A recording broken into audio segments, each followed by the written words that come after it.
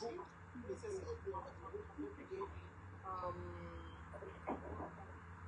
Tashi, no. Thank you, Daisy. Love you. Thank you very much. I sent Misa. Chiritomira takatomira kuti tifambise update.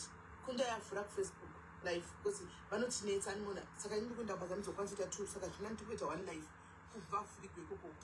And then ivanzwe from tiri kunoko. Kana chida mutera kunoko. Animona. So ndina hairdresser guys ari kundiruka pano anoruka zvakanaka.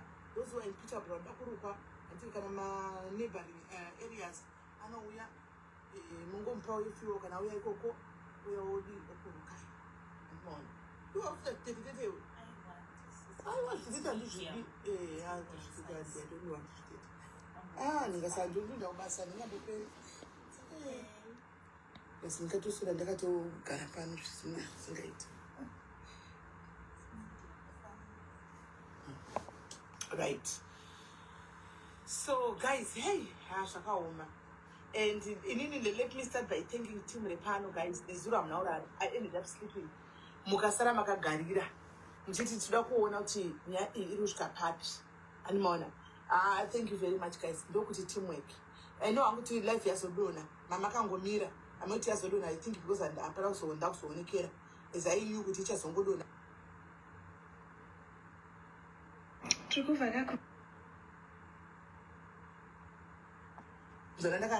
message and everything. And so, can I work for it? Me that's on a post. I'm going to one put our Facebook what really transpired because. And Takadon is what about life? The person not going live. That was a now Baba San Church and wouldn't profit Takaba me. All right. At least was profit. I'm talking about Nigerians and Wadons of Akuka. I don't know who talk about Kupi. Hi, Mami Mashia. And apparently, guys, Gogoa Kazaya about you. Apparently, guys, we are live on TikTok. So Kundai has shared it to Facebook. And it's like Tiri live on TikTok. But Kundai I share I fura on Facebook. And it's like Saga and name my phone. I'm going to go to my comment and more in case mukuda kuti so daira saka takatomira ku Facebook ko kuti mufambe fambe animona mukati fambe and then to batatanga kutokudza update anditika amusi kutiona later on because the live iri ku TikTok, we are live ku TikTok but admin vangovhura ku Facebook kuti tifambirani animona kuti tifambirani to those vasina TikTok mavhurigwa na kunta ku Facebook kuti tigone kufambirana. Anditika kuti mugone kunzwa. I see ku Facebook really say Yolande George love you too and they 20 guys as UK network has been playing up kutodaro maybe ukunde wachadona okay maybe she'll be back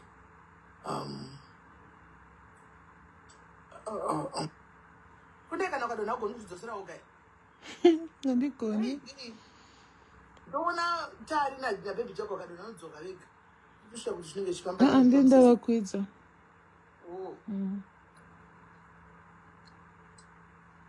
Right. I see, guys. How are you guys? I see Tara for 154 Facebook. So, guys, Motiregera live here. Do you TikTok? And yes, UK network is not good past days. Oh, okay. And I didn't notice that. All right. Tiri live ku TikTok, but yaunzwa ku Facebook as well. Saka mkwana yako gaba sisho kwanzi network iri kuneta. Saka inenge iri network iri kuneta. Nimaona. Tiri right, Charlotte, how are you? Charlotte, how are you? Right. So, guys, on Facebook, ini nanchiti mukurudze mushike pa 250. Titenge kukudza inyaya because ku TikTok vana way vana Facebook vasira ku TikTok. Tatove 320 ku TikTok. Saka dedza nai ku Facebook ikoko. Dedza nai ku Facebook, dedza nai aichichi. Dedza nai ku Facebook kuita kuti tikunze kufamba because vanhu vauya ku TikTok vatera ku TikTok chaiko. Vauya ku TikTok welcome, varubva ku Facebook vauya ku TikTok welcome. Muchiuya guys, pane che orange pamusoro apo chakanzi chihatimi icho chinoita 1 coin. Chingotibaya ichocho. Andika mise hatimi iyoyo. Isai hatimi iyoyo kuti tikurumidze kupusha, tiri kupusha skill yedu animona tikurumidze kupusha page redu saka mukabaya mese vari pano guys chihati thank you chabaiwa namanje njecho chinoita 1 cent 1 coin andika chabaiwa namanje thank you team handadzi yangu thank you very much saka mukaisa mukanobaya icho chiya icho chinhu ichocho cheorange icho munhu wese mukanobaya ichocho chinoita kuti tisumuke skill anzi TikTok inobhuira tizoni chimunya asvite ndosaka iriko kufacebook handime visit both hapana zvokuti ndibaye kuno because zvandiri kungotaura kuno zvamunongonzwa ikoko saka kuti Facebook hapana hatisi kuzoidzima inenge iriko ngeko asina kuiona nongo yachiona iriko kufacebook the only difference is ndinenge tisingooni Facebook especially TikTok animona mai vadhiya hamuna TikTok ndosaka tavhura futi Facebook zvandikungotaura zviri kunzwikwa kwese anzi simeli murise ndenyaya nemi unondibata kuWhatsApp prim right so kufacebook tave 210 and right we can as well start and even club yes even club saka zvima hatimi izvozvo zvibaye guys zvima hatimi zvibaye thank you ndinona kutonesera ita uno thank you uno andisika unonaka thank you osekaoka zitaracho right ngatibaye thank you vakusa zvima hatimi black queen thank you P thank you mems thank you zvima hatimi izvo thank you very much princess for sharing the life ande chakadaro hanzi regai tiuyewo kuTikTok chero kagara ikoko zvakangofanana chero kauya zvakangofanana same life animona same life animona so kuTikTok kuvawanda vanhu zvekudaro right so guys nezuro manheru tichitandara hedu TikTok manheru ega ega madhimini angu anovhura live netimu TikTok vachitaura zvavo nyaya dzavo andika ndokuvanenge vachita makuhwa kuTikTok manheru saka vakavhura live yavo manheru tiriko kuTikTok taitoseka tichitofara then ndobva pangoita mumwe mukadzi akauya asi simeli ndiri kukumbira ndine nyaya ipfuura imimi agently ndachikumbira kuti mundikwidze nditaure nyaya yangu saka tinongofunga kuti okay munhu ane nyaya yake tibva akwidzwa nakudai pascreen paya kuTikTok ndobva tisimeli pane nyaya yakaitika saka ndiri kutokudzai nyaya yacho semaitikira atakaudzwa nezuro zvikanzi pane mwana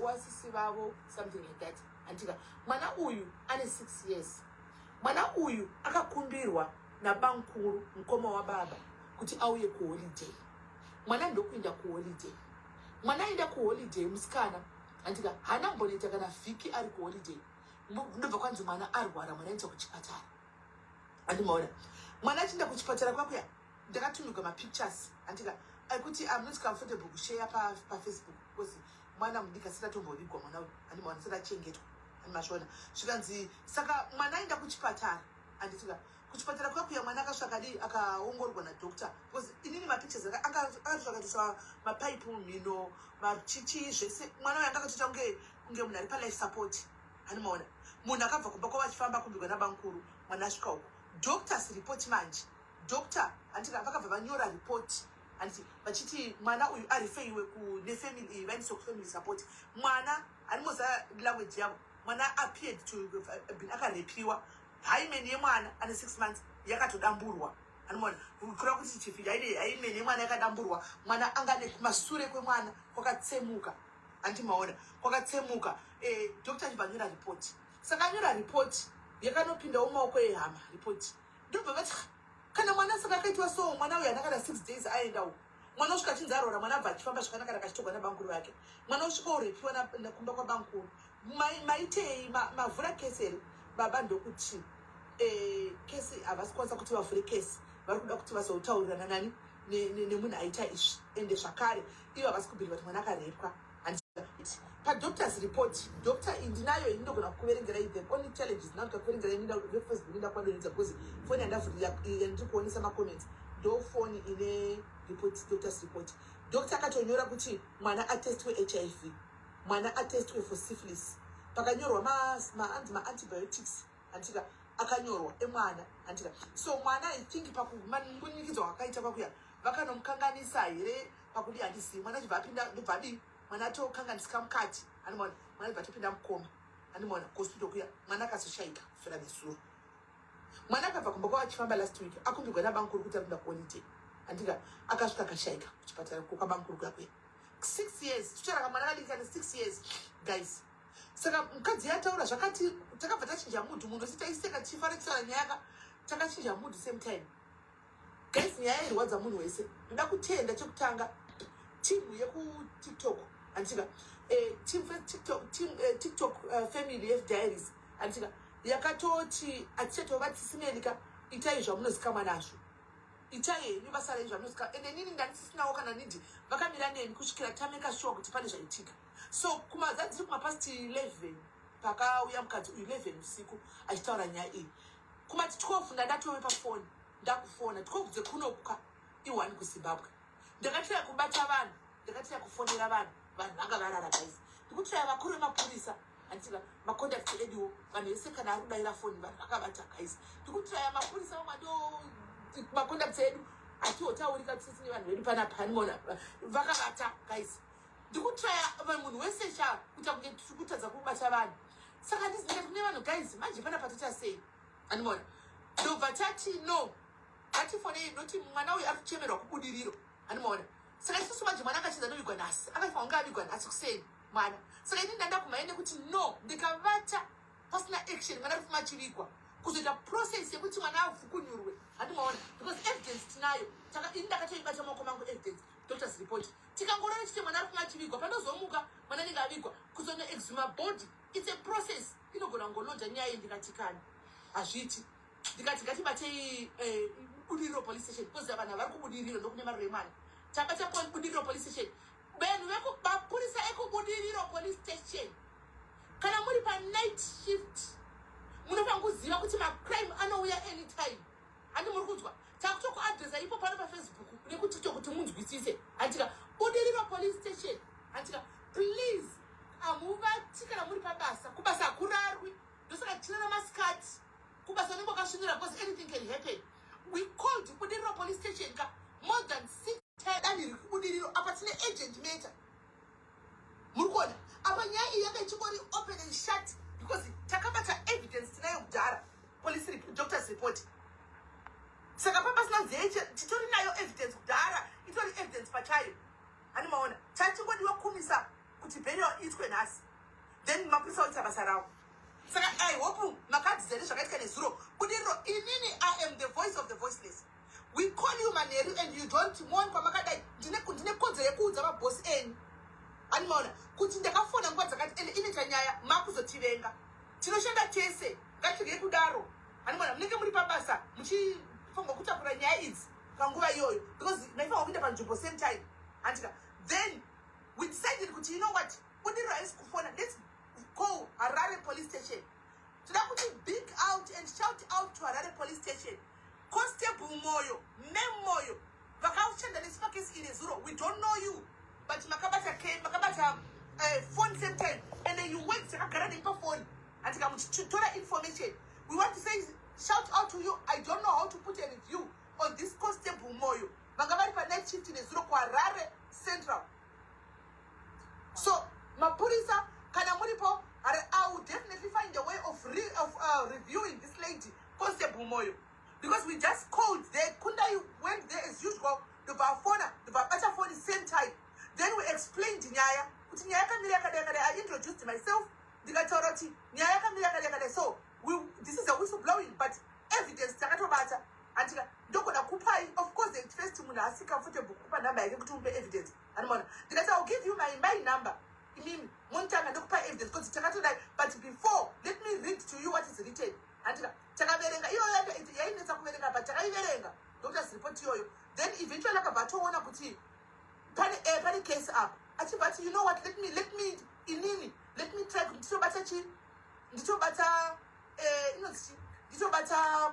Budiriro police station. And also there was a negligence on the part of doctor. And doctor but there was a negligence on the doctor's party because doctor whistleblower angasina kuuya mwana yanga chivigwa nyaya yanga iri kurova because vabereki vangu vari kuti mukoma wangu tinotaurirana kwavari vanga vatona chipiwa $1,000 kana kuti hameno mombe hatimaona but at the expense of life yemwana handimuri kuchiona doctor I think it's your obligation as well you've got duty of care as well kuti nyaya dzakadai before zvokunyora report mupa vabereki mune right yefonera vapurisa same time doctor you were supposed to call the police same time yavabereki atika vaikusvika vachibatwa put into question anti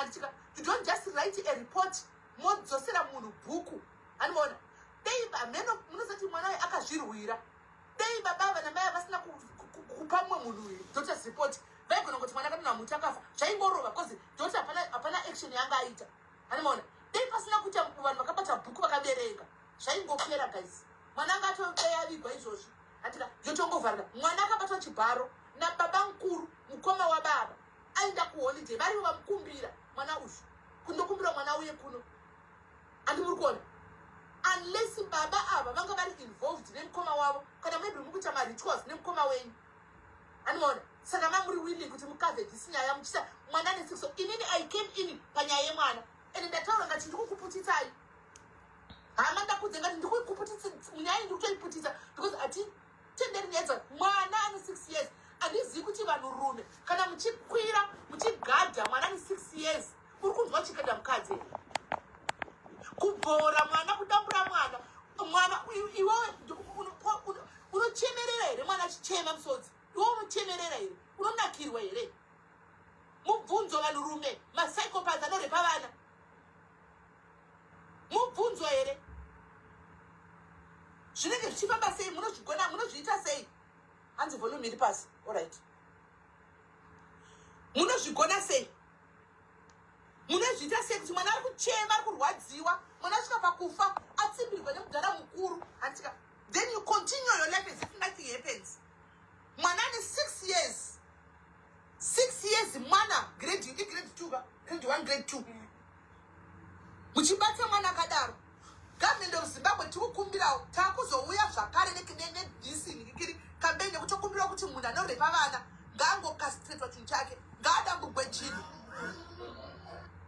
ndokumbira munyite phone call anenge aita nezikuchaburudzwa munhu anorepa mwana ngaachekwe chinhu chake kana kuti ngaangourayiwa mutemo wokuti vanhu ngava uchingodzoka zvawo handinga uchingodzoka because handifungi kuti zviri normal munhu wese anoprotecta mwana wake antika amai vemwana I don't understand kuti pamaibvuma kunzi ngatitaurira nei mwana wamakatakura 9 months antika 9 months enzeni dzakasiyana ne9 months dzevamwe vanhu here manga manyarara you could not even report to the police station manga manyarara nyaya iyi what were you thinking mutoda varume nemabhlandi zvokudaro here at the expense of vana vedu tokoshisa varume kudarika vana vedu here muri kuchemei vaine mwana why are you crying muri kuchemei kuko kwamuri kumaroko kwamuri kuchema chi ndoziva kuti live muri kuona because ndaudza vamwe vanhu vari padhuze nemi kuti vadomuvhure live ikoko kumaroro ikoko muri kuchemei muri kuchemei handiti mungade maviga mwana uyu nhasi iwe comfortable kuti muvige mwana musati mwana akadambukwa makabata doctors report chinozo mwana akati imi mutonzi family yese muende kusapoti nemwana mwana achekwe HIV nesyphilis mwana amwe ma-antibiotics and you are okay kuti mutaurirani mutaurirana chicha mutaurirana chicha vamuda kutaurirana maita achivharisa saka sezvinei guys I was saying shout out to constable ava takabva tafona kuharare police station and this girl this lady akabva adaira phone ndobva ndamuudza nyaya yese ndazviintrodusa ndamuudza nyaya yese andika she acted there and there akati you know what I can do right now inini chiregai nditsvage inini budiriro police station ndiri ini since muri kuti mazama kakawanda that lady akazama kubata budiriro ndofunga dzimwe namba dzinenge vana zvisiri dzipa internet kusvikira vadaira animaona so vadavire kubudiriro vazonzwa nyaya kuti yabva nekwasisimeni kusocial media same time ebudiriro vakazobuda police station kwakuenda kumba baba vakatogwa nesuru tongoti makusera nhasi early hours kumai 1 ikoko kwakunoedza nanhasi vachiriko animaona ndo pavakazoacta vafonegwa neuyu kuti tikufonegwa nevanhu vanonzwa nanhinginhingi vari kusocial media kuti kune nyaya yakadai vakufona vakushaiwa ndo pavakaacta vebudiriro police station kwakumhanya kwakuenda because tatisina address yepamba animaona tatisina address but tanga tichitaura nemwe munhu aripo akatipa location animaona saka takasenda location tichanisa location iyoyi padhuze nechurch of Christ panhu pacho vatavapa location ndobva vachizonosvikapo kuma1 ndobva vabata vana vabata nhingi vabata murume baba vacho ndobva vatorwa so as it is right now variko saka time yandakazoti chipedza kutaura nemapurisa no ndopa ndakazoona umwe bro wangu so lawyer akudanga nheno kwaibvawo ndobva ndaona kuti atove online ndobva ndamubata saka azoindako wozanga kutodzifambira nyaya dzakatoinvolva mawomens wati vana vemasangano evana ndiloya kwararoko anoona maconducts edu tine vanhu tochena navo underground guys pane chive nemwe information titi information munoiwanetu dzimwe ngoti tichiwana information mukati anomazvona ndobva saka izvo zvatondiudza kuti mwana akuitwa postmortem anoona mwana akunotanga kuitwa postmortem yatove kesi mwana achakwanisi kuvigweko zviro mwana achazovigwa mheno kana vapedza mapurisa apedza kuinvestigata handika matsamba ese kumapurisa and everything tatatovapa isusu kana vakazida kuchinja takavapa original bhuku racho rekwadokta takabva tavapa mapurisa anaro anoona saka toda kutenda handika even this anonymous whistleblowing tikugwadziwa but apana zvatikwanisa kuita because baba vari kutizvo vari kuda kutaura nemunhu uyu mwana afanira kugwa mangwana tikati hakuna zvinhu zvakadaro mwana havigwi so tanga takumhanya netime because angafanira kuvigwa makusenta takumhanya kuti tikangovata chete tomuka mwana avigwa saka tifanira kuti hativati kusvika mwana kusvika mapurisa amisa this burial inove yatakwanisa kumisa burial yamira hakuna burial yazoitwa anomaona so whistleblower thank you very much for what you did ndokuita mai ndokuita mwoyo weumai handika kuzimbabwe it takes the whole village to raise a child mwana haasi mwana wemunhu wari kuti nokuti mwana wekwanhingi hazvinei nei mwana ndewemunhu wese wakataridza umai thank you very much nezvawakaita ndokugona ndokuti mudhayari ikoko hauna kunyarara bad behavior hauna kushilda zvinhu zvakaipa nokuti vamwe vanoshilda zvinhu zvakaipa kudai nokuti ndezveukama tomotaurana pachikama kuti magroups ekunzi totaurana pachedu magroups totaurana magroups hakuna zvinhu zvakadaro panyaya when it comes kuvana handika kana muchida zvekutaurana pachenyu repanai pachenyu monoti toupindirero repanai baba nkuru mukoma baba nemunin'i wavo imi baba nkuru nebamiri repanai muri tu mana mai kana muchida kuti muri kuirana nezvokuti kwataurirani chinjanai vakadzi repanai pachenyu repanai bankuru vaiva repe mukadzi wababa wemunin'i wavo monoti topindirero you are adults handika mune zvinhu zvenyu muchiziva but the moment you go and bata mwana mudiki chete will come for you tinotouya that's where our voices are tinotouya antimaona so ndonyaya yanga iripo anomaona guys so mwana right now kuvigwa haachina baba vakatorwa zuro vachikora nhasi yatove investigation yakutoitwa anomaona so bankuru and believe right now kuti vakazvitiko kumaceleb mapurisa anoinvestigata nyaya they don't work nezvau tinoda isusu zviitike mapurisa they do investigate their nyaya so izvozvi by today kunovira kwaro kuzimbabwe ikoko bankuru vanenge vava mukati anomaona kuvira kwaro izvozvi nhasi bankuru vanenge vava mukati ndiri kutaura information yemukati because the investigation yese yatoitwa vaswera vachiinvestigata vakabata baba anomaona vemwana because kuti mapurisa anetso kuziva basa ravo ravari kuita kuti zviri kufamba sei so bankuru that is kana kuve kwanditira pana vasati vatoenda vasati vatotorwa but chinorwadza chekuti mwana akashayika pakatorasika mwana a future nurse wamangwana a future lawyer anomaona a future president 6 years isina chainoziva guys mukaona mapictures emwana ari muchipatara munochema imi munochema so handizivi kuti guys iko zvino tichapa hatichapi vana here kuti vavhisite kune tumwe hama because hama kana dziridzo dzakudai so hanimaona kuti uri kuti uri kuinza mwana unongotoona kuti ndibaba vemwana baba vonosvikaonita kuti baba vavana vavo vana here vakatadza kudii but wai vasina kubata wavai vakanobata mwana womunyini so it's something chiri kuitika guys you know kuti our platform we talk about things that are happening reality things zvinhu zviri kutoitika ipapo zvinhu zvinorarama musociety saka this is happening guys what you're going to do next information ndakupa zvimwe ndingazokudziri zvese kuti vana vachiri safe here because kuzimbabwe tiri kuhamba mapsychopath tiri kugara nevarume vatisingazivi mapsychopath marapist anomaona ate unenge usingadozivi mukadzi anenge asingadozivi kuti murume uyu ndozvaari ndozviri mupfungwa make saka vana vari safe here kuti vana vaende kuhama so izvo zvavakwamuri guys but I think kuti you cannot trust anyone nemwana wako you can't trust anyone nemwana wako because mai ava trusted baba nkuru ava hanimaona nhasi vari kuchema izvo zvakagara pamete zakuchema mwana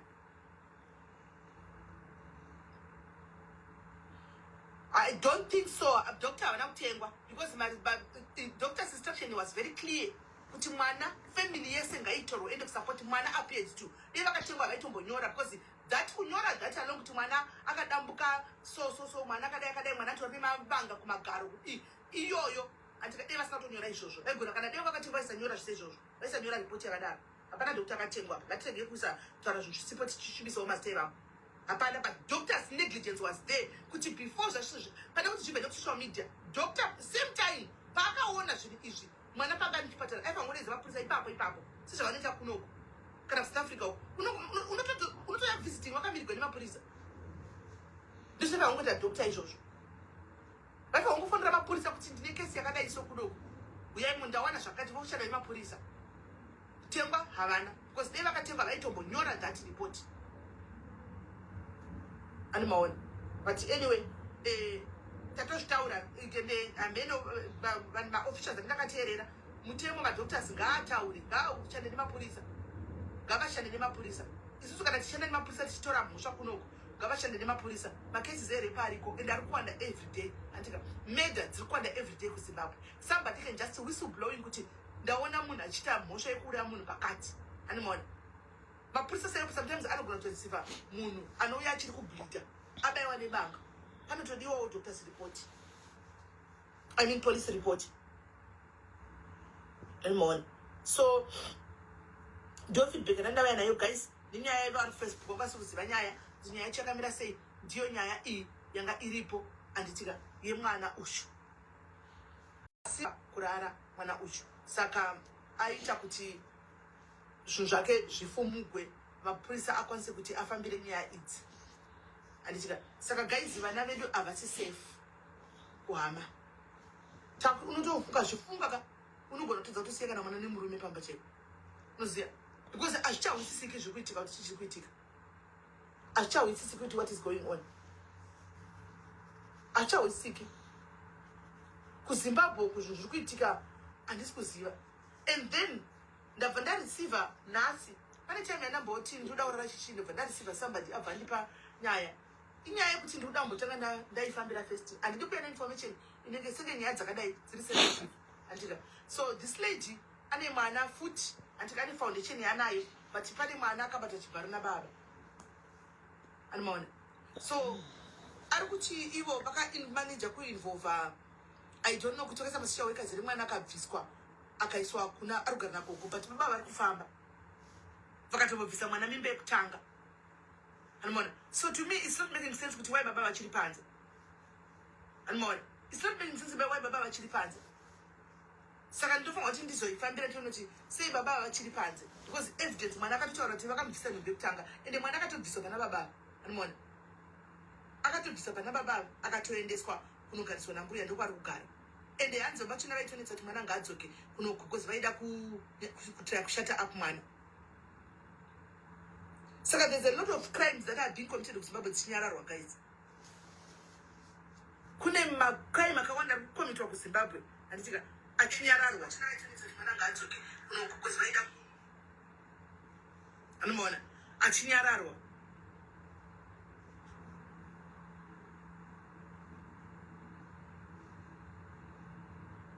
ya ichokwadi gona the days ekuti taisa vana mwana ainzi inda kwaningi kwa esi baba fogina asi mwana anokwenda kukuwaka konzi mwana ngaamboenda kwaningi anotandara because varume vacho vane nyere dzesha hadzidi vakadzi vavo dzinoda vana vari kuromba animaona vari kuromba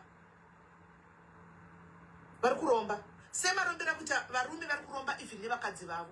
Let me tell you this nyaya iyi yakaitika inyaya itoripo izvozvi yakatoitika izvozvi ndaitoudzwa nemefriend yangu kuSA anomaona boyfriend wangu achigara naye pese panga achienda kumaperiod mapedza yaye boyfriend aitora mapedza yaye anomaona ane ropa yaye achiisa mushonga mukadzi asingazvikoni paanonorasa murume otera unotora mapedza yaye anomaona oya nemapedza saka akazoti mapedza elast month ayi ndobva atora mapedza elast month achibvadzoka nawo ndobva aisa mushonga yaye achibvaisa pasi pembhedha saka mukadzi ndobva anotanga kunzwa kunhuhwa amuzati ropa rinenge rekuri mukagomo chikabhaketi so vhesa sebhedha mukadzi akati ko chiri kunhuhwa chi ndobva takubhudhuza chitara cleaning mumba ndobva anoona mapedza ake akandisiwa mushonga anomaona ndobva vauya ndobva vatanga kunetsana murume ndobva atoadhimita kuti akatomurekodha achiadmita kuti ndaizvita I did it for you. Ndaenda kwa sekuru kwaisekulani we amene sekuru vakataura malume kwa malumani amene kwaienda zvikanzi you were doing it for me kuti ndidini ndokodatomuti kwewe chomi une problem yeye waitika tikanzi zvitoninetsa itori nyaya yakatonobhuta itori nyaya toriwo polisi but unoziva mapedzi abelieve ndezvinzvo witchcraft mapedzi akatobuda pasi pembedha mapedzi ake ane ropa ese akazadzwa mushonga akaiswa mushonga aimwewa mushonga mapedzi hanimona ndokutorambana kwavo saka zviriko guys vana tinogara navava hanimona vanhu vatinogara navava zvinonetsa vanogona kutokushandisa futi iwewe hanimona vanogona kutokushandisa futi iwewe kuti mapedzi ako ropa rako iroiroka uda kuita mari naro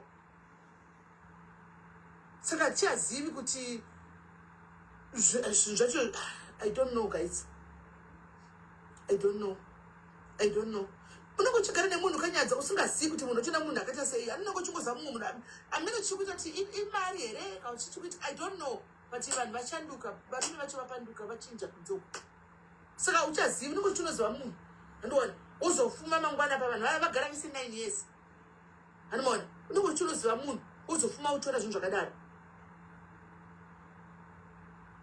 saka pari tricky guys pari tricky saka tiyo nyaya yandanga ndauya nayo yemwana ushu because haina kunyatsondiitira zvakanaka isuro haina kundiitira zvakanaka zvachose mwana uyu akatoshaika mufunge akatoshaika hazvina kundiitira zvakanaka right so ndonyaya ndandinayo ndawana munhu kanzi ndanitsvagwa nasandi ndarega kuenda kwangu because shandodzikwa zvinhu but iwe sandi kana ukanditarisa ya free to come and kwira pano palife tiwe nyaya yako kuti ndeichi so team diaries iri kufacebook nekutiktok guys ndikutengesa huku dzangu kuharare andika huku dzangu dzanditengesa kuharare guys tinokudhilivhirai huku dzenyu come and support me guys yaimise maorder huku dzenyu dzinodhilivhiwa kuona namai venyu nababa venyu supportai huku dzangu guys dzipere huku dzangu kuharare uku ndine huku dzangu izvozvi dzandatanga kuti dzotanga kuti right nemusi wethursday dzinenge dzatowepo dzihombe anomaona so guys please ndine 500 beds so dzinenge dzakatogadzirwa kudhara mongo nditi pakati tuma pana chakamboshata nanditika so please support the business all right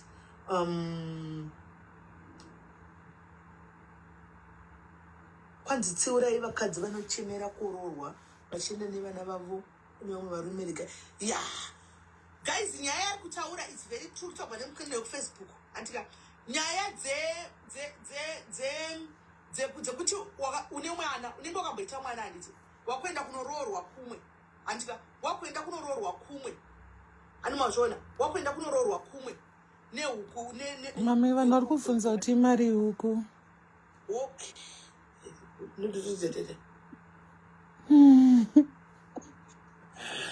right ndokupai price ndirai ndokupai price tione kuti kuna ari kuda 7 kuwadzana 5 kuna da 7 ai anzi ndoda 5 kuwadzana 7 right mirai kuwadzana 7 $7 huku guys $7 saka vari kuda huku dzachiona arikuda 7 antika ndibate kuwhatsapp antika murongo mondibata then you organize how you pay antika mondibata then you organize how you pay antika told out you pay where you can pay to me here or you can pay ku Africa. I can tell munariko ku Africa no deliver huku dzenyu kuti abhadharichi atore mari yacho.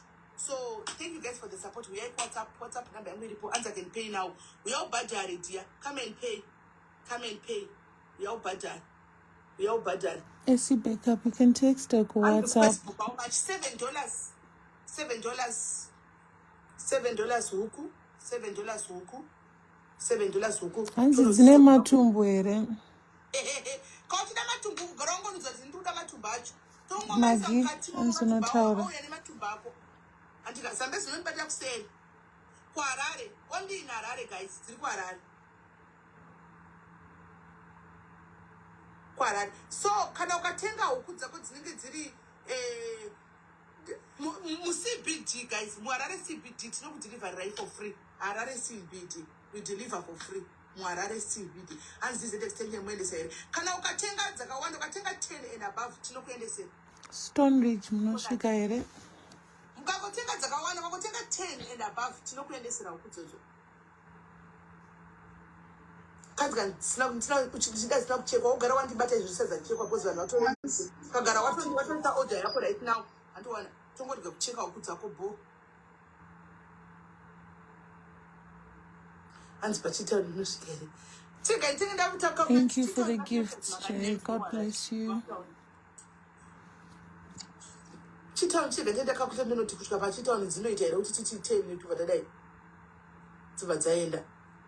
Right. So guys, just what talk about when I walk up meet somewhere else and the one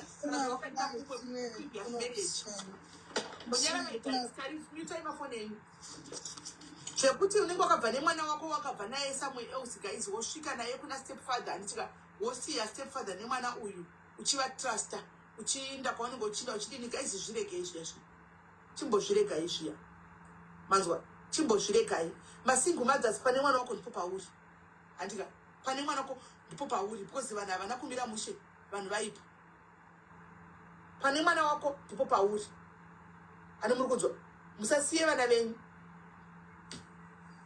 pane mwana wako ndo pauri kana munhu achikuda nokuda anokuda nemwana wako kana asingakudi nemwana wako regera hakusha it's not worth it marriage yoinenge story worth it I know kuti mwoyo wako vatakagumbatigwa stereke I know kuti munoda varume stereke andika but vana venyu comes first guys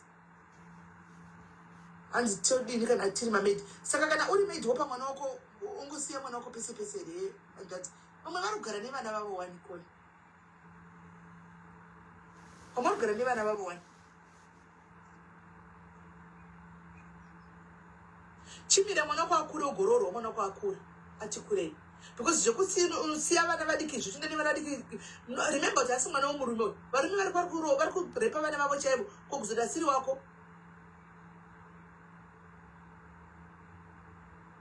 kokuzoda siri wako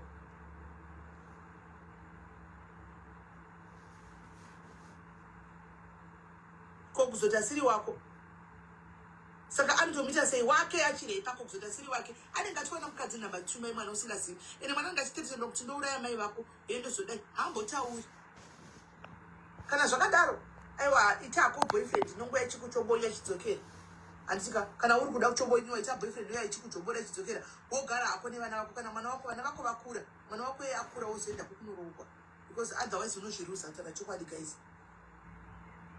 unozvirusa hanzi chengeta vana vakuri right ndikukuvhurirai panawo vari kutiktok kana mune chamuda contributor vari kufacebook they will call on the number again vataure mafungira vane maonyera avo panyaya iyi muite muchitega sandi kufacebook tegai sandi auye akwire kunoku akwire ataure ndaona chinditega handidi kuenda kumainbox because makona uchinjirikwa kana musina ndobvokutsikisai ndokuidza vamwe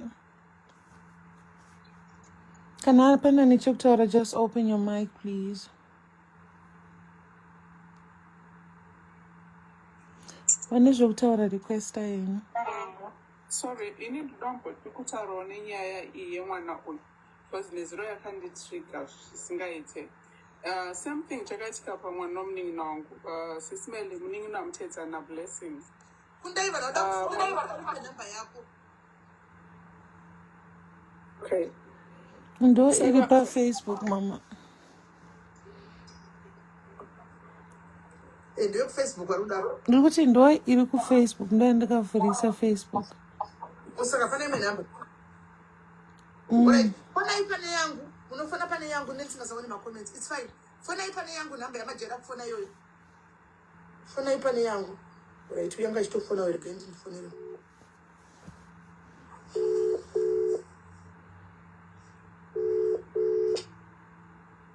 Hello? Hello, caller. How are you? Did right kanjani?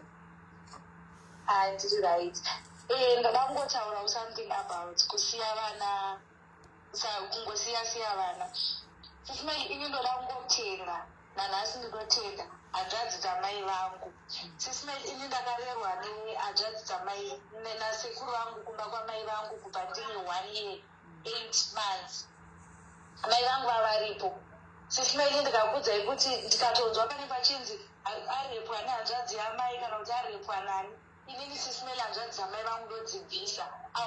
They raised me very well. Vanhu vakuti nanditori free kuvaudza kuti zvonizvo ndaenda kuperiod ndazodai wotondiudza kuti ichaudai so, enda unogeza, ichaudai so, ichaudai so. So Sismel zvehama dzikurepa vana izvika, aiwa vanhu ngavagare mujeri. But inini hanzvadzi dzamai vangu Sismel, aiwa nanhasi ndodada navo, vari free ndodada navo chaizvo. Because vakatikurisa Sismel.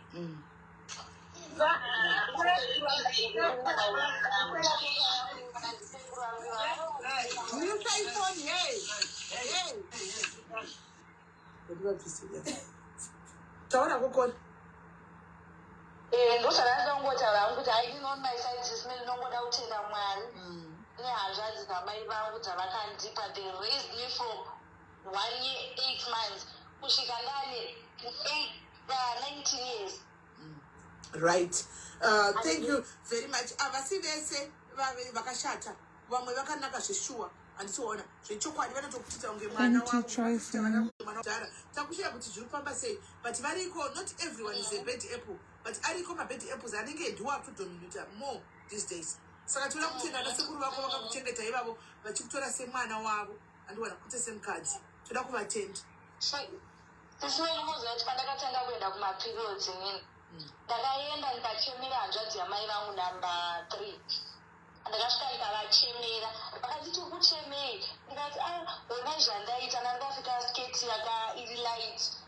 Ndikati onai zvandaita, zvikanzi kuchemera ndonogeza, sekuru vangu ndobva vatomhanya mumashopu akanonditengera mapedzi Sismel.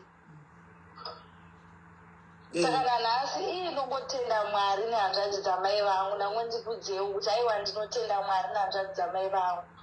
Aiwa tinotenda, nesuwo tinovatenda. Thank you very much. Right. Chikuitika mazano guys, kune vanhu vanobata mushonga. Nyaya yekuromba yawanda. Unaona? Nyaya yekuromba yawanda. Nyaya yekuromba yawanda. So panonedza.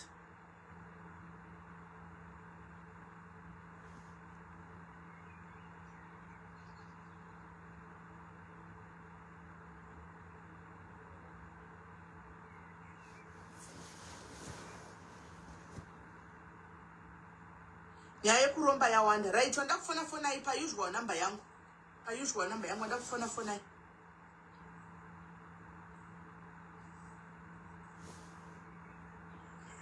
Maswera sei Sismel? Ndafusira kwaswera sei? Taswera tazomborara iri nana mahachi nana princess.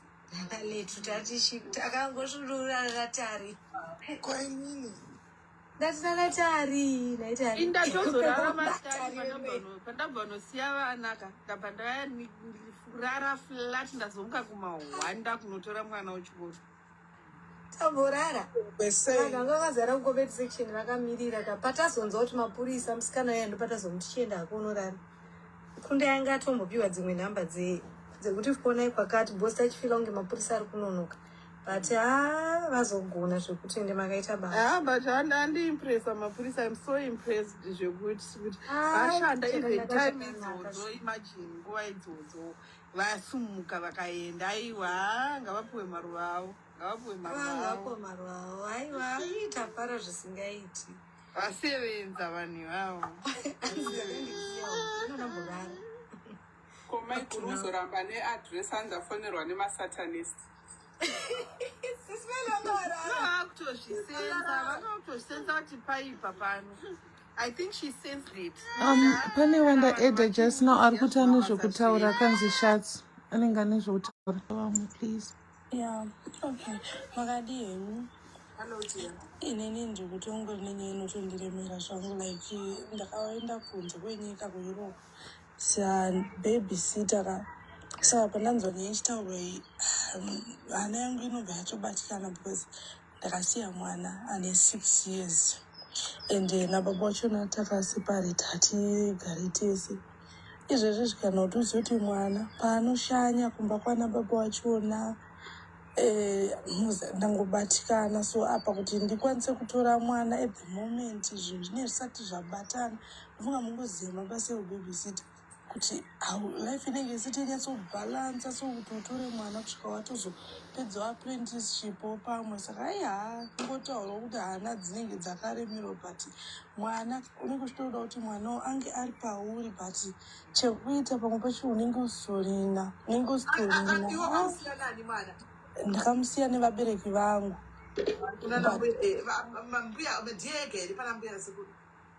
Aiwa, siri pane vamwe vazukuru, but chinondibata ndechekuti baba vacho havachengeti mwana kubva mwana ine 1 year now atena 6, but anoshanyako dzimwe nguva like 1 pagore, but paanoshanya kwacho mwoyo wangu unoremerwa singeti, because sekuru vane mbiri, handizive kuti ichokwadi kana kuti hachisi, but vane mbiri yekunzi vanoita zvekuromba izvo. Vatori nevamwe vana vavo 2 vasitorina kana kurorwa kana kumbobvira wakamitiswa kana kumbobva pamba. Mwe atori ne45, mwe ane 47 years. Saka zvinongondibata kuti even pandakambonogarapo ndine nhumbu ndairota hope dzinotyisa. Apa tainzi vanopinda masoro, but hope ndairota ndichibleed, ndichita sei. Saka ndokunosvikira mwana futi ikokoko. Saka ndopamuona kuti ndakatongozvidza ndikati mwana uyu haana kwachaenda, baba wacho havachengeti, ngaachitongogara ake namai vacho. Chasara ndikangoita sole custody yangu, because birth rariri musama baba, ndoita sole custody yangu. After pamwe 1 year ndienda kuitawo pamwewo care, ndo handakwanisa kutorochi mwana wangu, because 6 years mwana achiri mudiki. Ende kana kuti uzive kana kuti aripote kuti ndaabhuswa ndazonzwa, bhozi kungomufonera pafoni ndikachoti ndine bho. Zvinobata, zvinorwadza.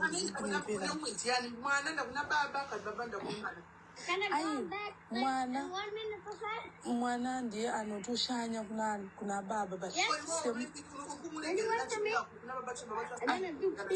apa ke last year akapesera kuenda kuti havatorega kumuona zvachose, because pane 5 years muti vanomuona, but havana kana senti ravanoburitsa kana poriji kana chi. Ndaingoita mumwe wekubereka yongoti it's fine, ingoonai mwana sezvo muri hama dzemwana, but noona kuti hapana iheu kubva mwana aende kucreche mwana ngazvigarira kwambi yake nasekuru yake simple chete. Kana akuda kuona mwana ngauyetanga uya nemaplastiki emwana wake first.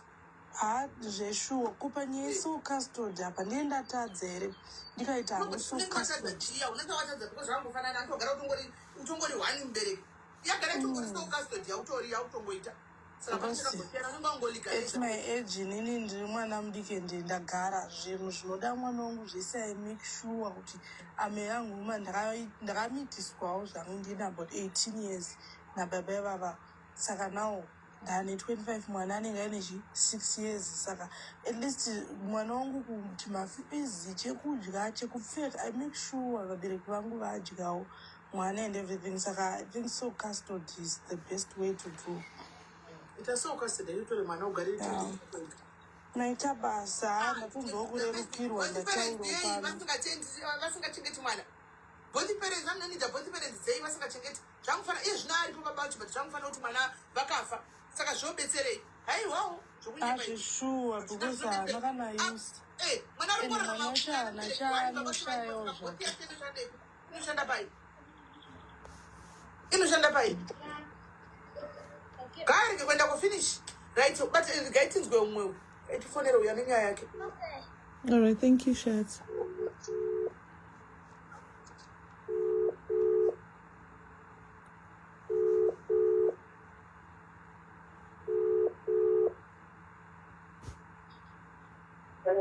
Hello, Kola.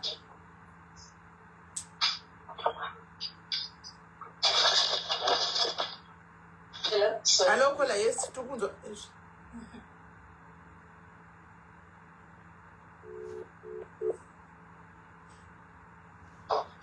Hello, Kola. Yes, we can hear you. Yeah,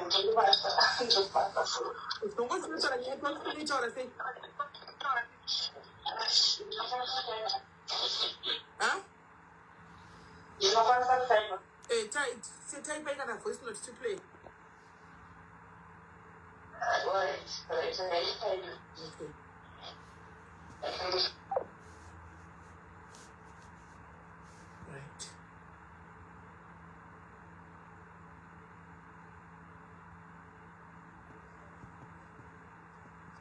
Right. Hello guys, ini ndoda kukurudzira madzimai masingle mothers ava. Ini ndakaita ndiri single mother for 10 good years guys. Ende ndakazviudza kuti handisi kuzoroorwa kusvikira vana vangu vakura, especially musikana atori grade 7 right now, akasiyiwa ari grade 2. Ndichiwana vanhu vaida kutondorora vaiofa vachiita sei vachitondipromisa zvekudaro, but ndakazviudza kuti not my kids, kuti ndingosiyira munhu because zvandiri kuona zviri kuitika vasikanaka zvikukutu. Saka ndiri kukurudzirawo masingle mothers kuti munombomira kana marriage yacho motarisa future vana venyu ava pese paari mwana wako, make sure kuti uri kunyatsotarisa kuti mwana ari safe here, ndokuti udzikamewo mwoyo wako, kuti ungosiya vana, ungosiyira everyone, whoever, ubankuru sister, whoever daddy. Guys, ngatingochengeta vana vedu kana vakura, kana nguva yakwana yekucharoorwa ticharoorwa guys. Ndochete zvandoda kutaura. Boyfriend ndinayo mama zvokuti kwete inouya kana pamba pangu kana kuti sei kwandinoonana nayo ikoko ndikoko. Vana vangu not in front, handina mwana anoziva angu, anoziva ani pambe pangu, anointroduce for now. Kana nguva yakwana vana vangu vakura, boyfriend yeye akuda kuzonyatsokuroora pajekerere vana vakura, he is welcome, but for now ndezvekumahomboka handidi. Right. Yes. Good decision. Aitabasa. Kwanzi ini ndakati no vana chokwadi ndezvakatona. Sister Mary, ndoda kubvunzawo we have got my situations yekuti we have got no option than leaving the kids home. You're with your mom, you Yes. your mom, yes. Yeah. No, yes. Let me just land. We have got no option than to leave the kids at home. After hearing the issue yevana ava yomwana wanezuro, kana tinosinzwa dzimwe nyaya guru rinosumuka samai vakabereka, hatina option because tikuya kuzotsvaga mabasa. And at times people will feel like we don't love our kids because tavasiya. We love them so much. That's why tichizorara takasvinura pakati nyaya dzemari, because ningo kufunga kuti mangwana zvinogona kuwira inini. You can leave your kids with your mom, but our moms at times maziso vanoisa chikafu vanopa, but pane rimwe ziso risipo vana gogo vanoregerera vana. You see, pamwe inini pane vana ve100 yangu, like my scenario, pane vana vangu. Jehovah Mwari ngatongotichengetera vana, because pamwe hatitorina option. Inini like here I cannot take the kids kuUAE, kuri expensive zvisingatoiti. So as much as we who say I don't want to get married, I don't want to have a boyfriend, nyaya yechild abuse inogona kungoitika. Izvozvo yaitika kuvanhu vanga vachitoripo a couple yanga ine vana, pangoita udyire, pangoita munhu aita mwoyo wakaipa mumhuri, munhu angoita mwoyo weutsinye, but vanhu ava vatori mumarriage, haatori mwana wesingle mother abatwa. So in that case we should pray kuti Mwari tichengetere vana ava zuva nezuva. Mwari pari kuenda kuchikoro, pari kuenda kucollege, pari kuenda kupi, Mwari asabatwawo chiparo. Ende vanhuwo ngatibatanei senyika timbosimudza a teal flag. Tiri kunyanya kutaura nezvedomestic violence, tisingatauri zve-sexual abuse static. Even the boy child, my boy children are being abused. I saw someone akabudiswa mujere, ndichitarisa nyaya yacho handichazivi. A boy child, vanhu vanozvi-ignore. Now this is a girl child abuse. I'm not saying it's wrong. Vanhu vanosumudza maoko, vanosumudza musoro. That boy child was abused. Then that lady was on TV like, ndiri kutsvaga mumwe murume anondiroora sezvo ndabuda mujere. Saka dai handizivi kuti Mwari vangatibatsirawo sei pakadai pavana vedu ivava, vakomana zvose nevasikana. Vana vakomana vacho vari kurepwa, vari kuiswa nekumasure nevanhu vane mwoyo wakaipa. Dai Mwari atibatsire. Isusu panapa we advocate for both. Boy child, girl child, kwatiri mwana. Semawira inenge aita tinotaura. no kashoma though zvine ariko zvawo anouya macases eboy child kuti mwana arepa eboy child but mazhinji anouya ndegirl child 1 or 2 cases dzevakomana kunzi abhizo adini yes but dzakawanda dzevana vasikana ende 2 paunosiya vana kokumusha atika unosiya vana vako kune munhu anotrust anditi you can't just go unosiya vana kokunambi vana sekuru vana mbuya mameno andiona nokuti iwe gama umatrust maybe you have never been with them oti ndakumhanya ndakwenda ndakusiya vana andiona kune vanhu vakadaro the third eye rakutaura I do really understand kuti above all munhu anochengeta ndimani Mwari ndo vanochengeta overall but ukatikanda kutarisa futi tinogona kuona kuti vamwe vane vana vanorepiwa namai vacho maplayer ori anonamata chaiko vachitoinamata chaiko chazvodaro but mwana anongorepiwa andiona so it's not a balanced world yekuti we know kuti poitwa sei pozodini zvinonetsa andiona kutaura chokwadi boy child hazvinyanyi kubuda maybe inini I think ndosaka ngochani dziri kuwanda mazuvano because probably they were so sexually assaulted vari vana vachitongokura vakutongeta zvinhu zvechingochani ndozvandombofunga umwe mufungiro ndofunga kuti mawandiro aita ngochani vana vakati vakatoabhisa maybe vari vana vadiki vakutongokura kutoita zvechisikana izvo zvishi andiona because aitongoitwa musikana aitongoitwa mukadzi hameni andiona so you never know kana kuti I don't know kuti zvinombonyatsa kufamba sei but the world yacho hazvisi balance zvinhu zvacho saka pane pakaipa amen maswera sei vanhu vari pano tatswerendo tswera sei taswera sisimeni makamboreza imwe topic yema-toxic mothers vanosiwa nevana pazimbabwe ane ndimwe abuse iyoyo yatisingaoni tinenge taenda diaspora kunoshanda and then vana mai vedu mai chaivo nyakubereka unenge ndakamboshiya nyaya zvina even panapa unenge wavasiya nevana kumba then abuse yava kuita ndeyekuti if you don't send money they will not take care of your kids ndosaka makona vana vaya vane ma8 years vakutengesa mumbiri because of our own mothers maparents edu isusu kuzimbabwe ave kuchinjira vana vavo vari kudiaspora haufanirwa kuroorwa kana usina kuchengeta mwana wako yes that's the thing you will not get married tinochengeta vana but still vakuya neimwe abuse yokuti ndipe mari nokuti ndikukuchengetera mwana wako saka munhu ari kudiaspora wayo asisimele akutoshanda neheadache whereby kuti haana chaachaita kudiaspora uko chakungoita every month is sending money home make sure that child is well taken care of namama vake vanyakubereka mai vako chaivo chaivo this thing is happening right there in Zimbabwe whereby kuti ndosaka mtuna mwana waiva kuti regai ndingonogara nemwana wachona kuboyfriend saka vamwe vanhu as our youth havazozivi kuti vonyatsa kuita sei because right now amai vangu vakandisika vakandizvara I need to say vakutondi abusa physically mentally yangu health haichisiri okay. This is the other thing yekuti maybe ameno sisimeri mukamboraisa that topic kuna madzimai vane ma60 years 70 ikoko kuti vazivewo kuti it's not hausi kumhanyira kurooro or maybe age whatsoever we can wait like Sarah she waited for so many years but then vana mai vachona sometimes they are now abusing us isusu vana vavo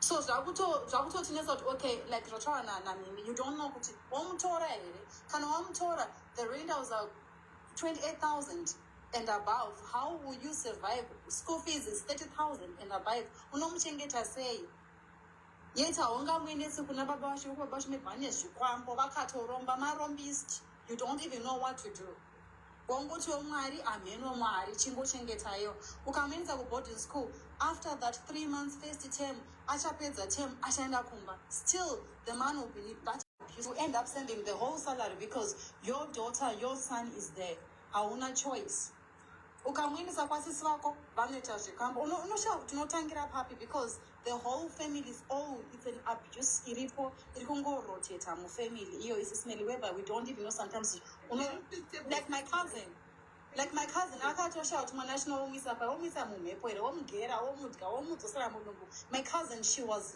lost in ashes because of amai vake so sometimes my parents they are now vapindwa nekamweya kemuzimbabwe anoti vanenge vakatorongwa already tisingazivi but my parents ekuzimbabwe most of them please muri kutiuraya physically chaiyo haichisiri spiritually physically nekudhimanda because wakasiya mwana kumusha but ndimi maipusha enda unoshanda utitumirawo mari imba yakavakwa you've got security you've got everybody still you still pushing ndimwe inonzi iyo I think inonzi adult abuse haimoti inonzi inoto nemaparents eposita black taxi abuse yekuti they feel entitled kuti wakasiya mwana pano saka ende vakatokutisiya vakakuti chienda vachitoziva kuti uchanotumira saka I don't know how guys kuti nyaya yakadai so mungaita plause how best can you solve this nyaya yakafanira ihanzi vabereki vanenge vachitodhimanda kuti itotumira because wakasiya mwana wako pano anditika kuti utore mwana vanhu vanenge vari kunyika dzakafanana nekwavari uko haukwanisi kutore mwana because things are expensive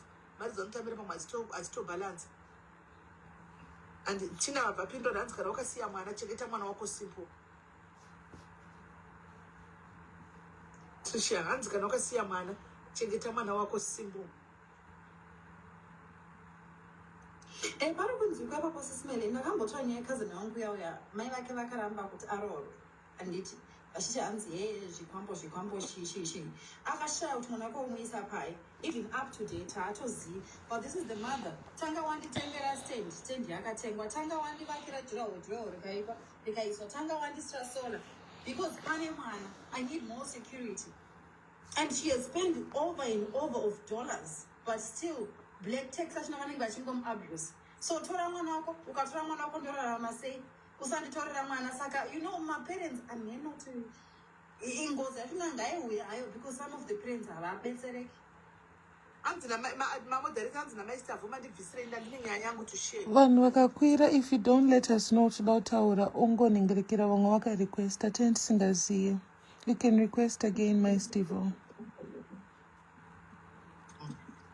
vabereki vamwe vavo vane undlire ka vamwe vabereki vanotori neundlire ndlire chaidzo vamwe vabereki ndlire chaidzo zvokuti vanenge vakatoonawo mugodhi wavowo imari akaipa.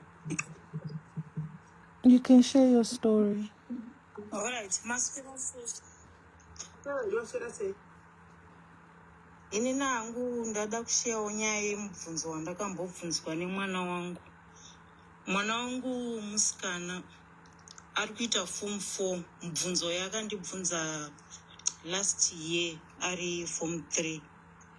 Ndiri kungoti maybe pamasingle mothers panogona kuita 1 or 2 anogona kubatsirikanawo, especially in terms of my choices atinomeka muupenyu.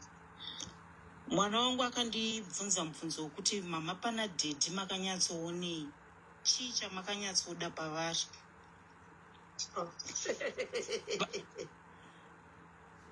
Vana vangu inini vanogara nababa vavo avava, nambuya mai vaababa vavo. Saka nababa vacho takasiyana, but munhu asiri responsible. Life yavo yakangodaro imwe yaye. Wakadikudza mwana wako chokwadi kuti ndakanga ndadhigmatiziwa baba vako vakandirova panonaka zvokuti ndakaona kuti ndivasiye zvasingaiti. Ndakamuudza kuti ndichazokubvunzawo that very question one of the days. Handiti uri kukurawo, ndichazokubvunza mubvunzo wowo ndione kuti unokwanisa here kuzondipindura. Saka nyaya iripo ndekuti vana vedu avava, especially ma2K, they are smarter than us. Vane zvimwe zvinhu zvavanoona zvatisingaoni isusu. Because if I'm to give an example, vana vangu vanoenda kuchikoro, chikoro chavanodzidza it's just the same street mavanogara imomo. Baba vavo havatombozivi kana kuti pana teacher wavo anova teacher akaita sei. It's a private school anyway, iri secondary. Havana kana teacher one wepachikoro apa wavanoziva or anything, nyange zvikanzi parents day kana kuti chii. Mubereki uya, saka ndoona sokuti dzimwe nguva as masingle mothers ndinoziva hangu kuti pana ambotaura kuti I won't introduce any uncle kuvana, things like that.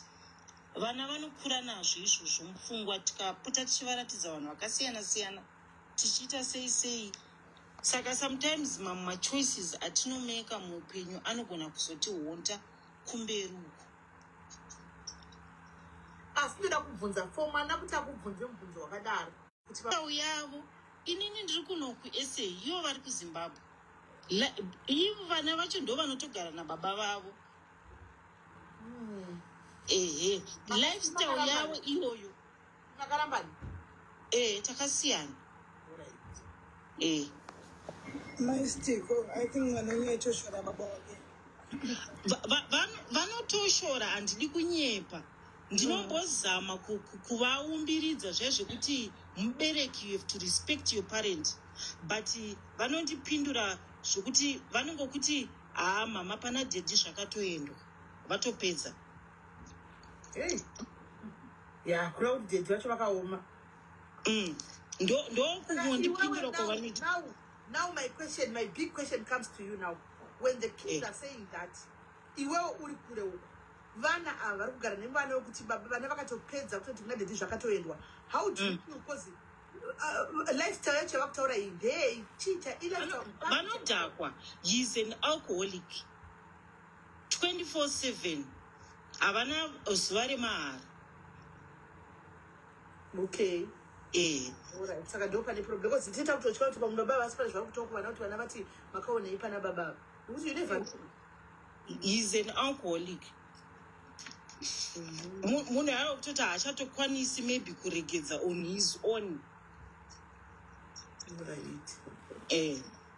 Saka inyaya yekudhakwa right.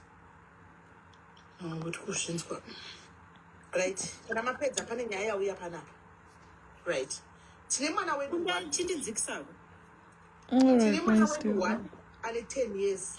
Saka baba vekwangu kwai okay. Tine mwana wedu 1 ane 10 years. Saka baba vekwangu takati tichaita umwe mwana kana tave nestand or something chinobatika.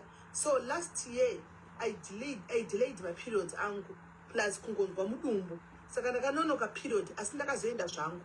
Zvino baba pandakavaudza kuti ndanonoka kuenda period vakati tenga pregnant bvise ichiri diki.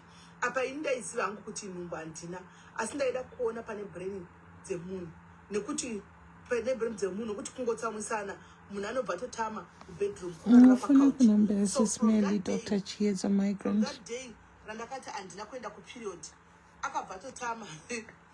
Namba yamagadi. Akapopota auite nhumbu ndikati ko kana iri mistake zvinanza kuna mistake yakadaro ine waita uchida. So ndakabva ndaenda hangu kuperiod kwangu iye achipopota ndikati handitaure kuti ndaenda ndapedza shungu semunhu anga kugara kusitting room. Akabva fonera hama dzake kuti munhu wenyu ati haana kuenda kuperiod.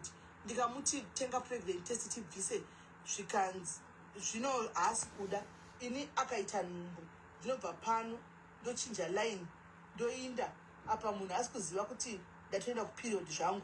Akavava akapopota akatanga kutsvaga imba kuti aende. Ndakangomudyira zvangu izi ndikasiyana nazvo. Later munhu azodiscover kuti handina nhumbu anga akudza hama dzake kuti ini ndinobva pano ndikabva pano anosara achisafa nemwana iyeye. So hama dzake side kwake munongovazivawo vane vataura kuti vanongotaura kuti vane vataura kuti vagadzirise nyaya but at the end vanobva vati ndakugadzirisai saka ndipei something. At first ndaizviignora kuti vanoti vari kuda kupiwa something kwandiri sei iyo iri hama yavo yakanditadzira. Instead hama yavo indipe something kuti sorry umwe wangu but hama dzake ndo dziri kutoda something kwandiri kuti anzi ndakugadzirisai nyaya dzenyu. So hama after dzaona kuti hapana chabuda dzotanga kublutika kureva kuti vari ngoda havo mari kwandiri. At the end ndo vanozoti kuti maitei. So ukavaisira something iyo after 2 days vane varizi havatauri newe. Kana ka something kapera vozoisa message oziva vakutanga kudemba.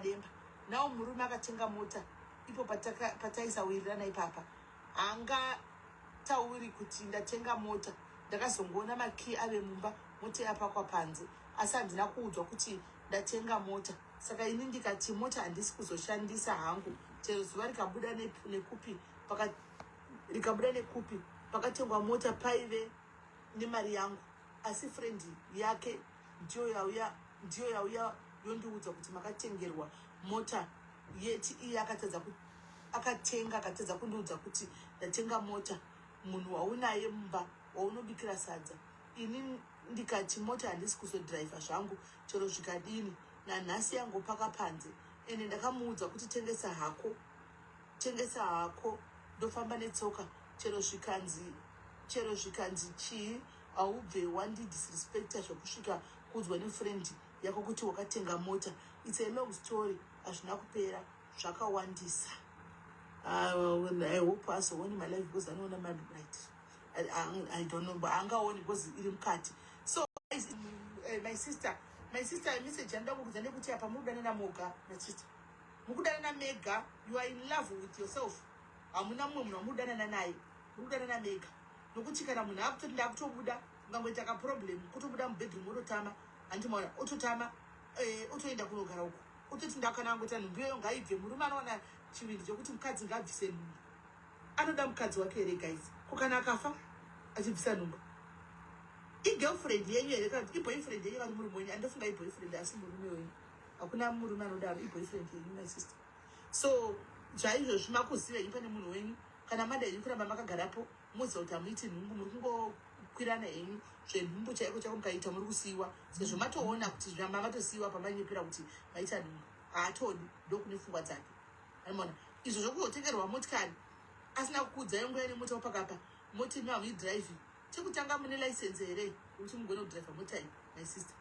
Kana munayo license nyangwe dai ndingavewo ini handingaidhiraivhiwo hangu.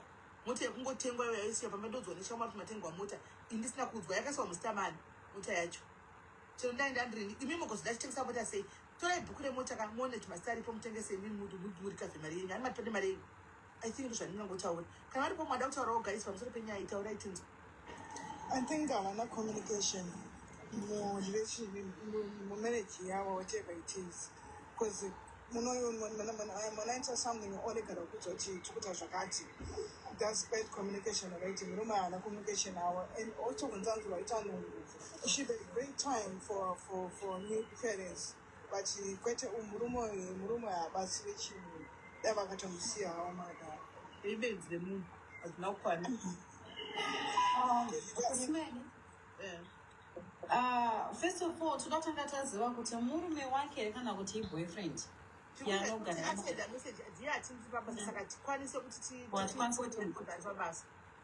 nokuti kana ari murume wake is together alone, hana munhu wari kudana naye mumba imomo, waudana ega. And kana maybe hatisi kuziva kuti murume ana vamwe vana here kana kuti ivo sisi ava vana vamwe vana here. Nokuti murume chaye anonzi murume akamira haabudise mashoko iwawo unless baba ava kana vakaromba chirombeso chavo chikavaudza kuti iwo usafa wakaita mwana. Ende zveshuwa yangu ndiri iniwo mota yandife ndakatomboidhiraivhawo nokuti nge chitotyisa. Iye ari kuona mared flags, which means haana kutanga nhasi, akatanga kudhara akawa ignore. Ndiwo atinobva achitaura mared flags panapa kuti vangoona any red flag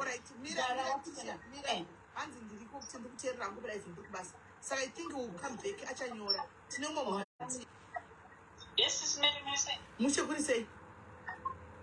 tiripo ndaenda kungotaura nemessage yamaverenga yamadhara. Inondireminder my own sister and my blood sister, but she passed away in that emotional abuse marriage yakadaro yemurume aiva exactly zvekuita murume uyu. One day akangomuka so wangotora banga vakubaya sisi vangu. And I want to tell you, sisi vangu vakagara kuchipatara for a long time tiri kuharare pararing at home, and then she passed away. But ndo zvakaita banguru izvozvo mastorizi iwaya vaingoti kuna sisi vangu mwana 1 year akwana, and vakaita mwana 1 year chete. Vanga vasingadi kunzwa kuti hauna kuenda kumwedzi yako and vaita hama dzavo exactly what this lady is going through. And zveshuwa zvavo zvandifundisa exactly what is going through. Saka vakasungwa here. Vanguru vanga vari muarmy, munhu anga ari muarmy angani marengi epamusoro. I don't want to mention Master Ao, but he was a very, very well-known brigadier from Korea. Those years. But my sister passed away, zvinorwadza. Nyaya dzavo dzakangotsikwa-tsikwa. Ende dzakatsikwa-tsikwa zvinotyisa zvokuti kana kuti ndizvitsanangure tsoka handigoni kuzvitsanangura, but ndabatikana pangoti pamaverenga nyaya iyi. Sisi Mary, people we are going in a world which hautadza kunzwisa kuti what is going on. Honestly, people they are changed.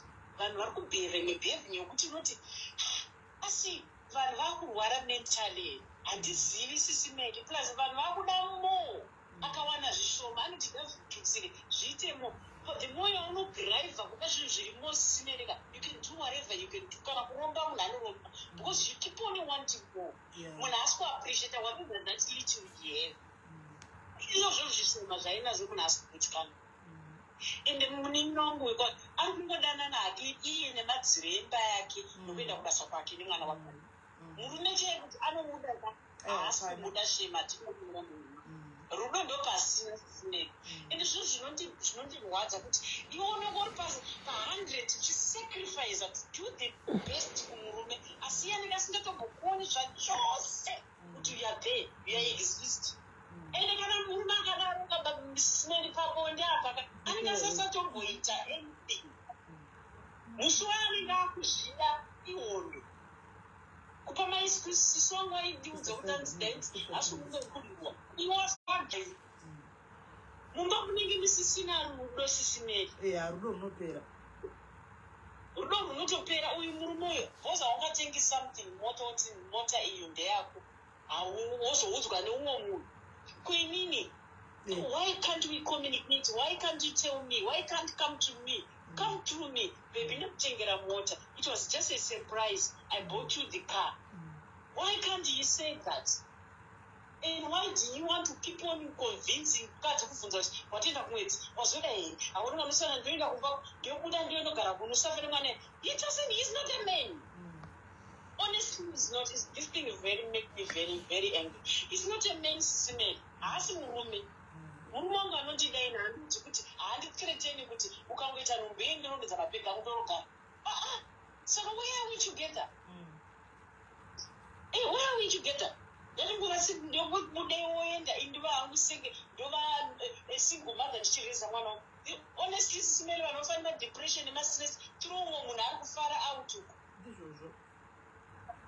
Ina hangu kungomuti munin'ina handisi kuti buda mumarriage bako, but the picture is telling you a lot of stories. Ndopandangotaura Sisi Mary, muenenge yakanaka. Right, thank you very much, Kola. Right, Kola tara chokwadi. Let's go back to na. Right, hanzi na Kola tachara padzokera panyaya Kola iyoyi. Hanzi murume akatobvisa kureva kuti murume wake. But still uri palive wanzi wakazvataurwa naKola vapesera kubva. Hanzi ndina sisi vangu vakaurayiwa.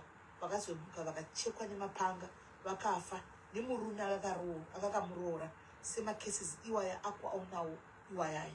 So Kola pana apari kukudzwa kuti ramba murume but decision ndeyako. Kola angachora tishi angachora taura nawo. Same zvataura namama vadzika vataura mashoko makukutu ekuti apa kana bvutsi yako yakushinya, we don't know how long this has been happening. Nokuti murume uyu murume wako iwewe ndiwo unomuziva. We don't know kuti anotombokurovere sometimes kana kuti hakurovi. Nokuti hakuna murume ndambobvunza kuti ane vana here kana kuti ivo vane vana here ane pfungwa dzokuti usaita mwana munhu ngaibve, unless baba vasori henyu Kola kamakateerera kana vakaromba chirombeso chavo chivaudza kuti usafa wakaita mwana. Hamubvumidzwa kuti mwana kuti hameno kuti kumba kwenyu mune mazimare here kana kuti hamuna ndisingazivo, nokuti hakuna murume asingadiwo mwana wake wokutonde mwana wake. So you need to be very careful. Vana ye1. Saka ukanzi usaita mwana wechi2 nemhaka yekuti chii reason yake ndeyekuita sekuti anopeka achida kuti aende kupi nemuchigara muri mese. He is not a man. I'm so sorry myself, because varume chando they has kuda, which means you have to be very, very careful. Unongomuka mwana wangonzisa ngori didi wakaenda wakasiya mwana wako. Think about your daughter or your son waonaye mumba nokuti this man inanondityisa evil chari. So right, and then there's another one that came Hanzi Maskwera says Sisi Mary nhai munotiwo kudii nababy daddy togara kwakasiyana tane 3 years tichionana manje ndakutoita zvokuti anobvisa kumba kwedu iye ari kuti iwe uri kuitira ani iwe here kana kuti mwana nhai zviriko here zvakadai I feel used maswera sei nhai sisimeli nhai munotiwo kudii nababy daddy togara kwakasiyana tane 3 years tichionana manje ndakutoita zvokuti anobvisawo kumba kwedu iye ari kuti uri kuitira ani iwe here kana kuti mwana nhai zviriko here zvakadai I feel used unorora ka3 murume akubvunza ani iwe here kana kuti mwana saka ndiani mupape shaka zvinoti murume wacho hasi interested kusvika pakudaro ngangosiyana nazvo ngangosiyana nazvo because I think munhu achimuonorora sisimeni mwana nari kunorora ega anenge achiona ega kuti ngakuisa profession akadai ane maquality andinoda inini saka kana iye akuda kuova yake not part of the plan saka ngangoita kufamba chitana wana wake chete sisimeli zvekuti munhu anobvunza kuti kuroorwa iye haazivi kuti ndo zvinofanira kuitwa mubvunzo here unobvunzwa iwowo murume kana achingokuda anongoziva zvaanofanira kuita as per culture yedu inotaura kuti uri kuroorerei. So why is that question coming kune mukadzi? Saka murume uyu knows what he's supposed to do. Haasi kutoda hake itori drama raari kuda kutongoita zvake.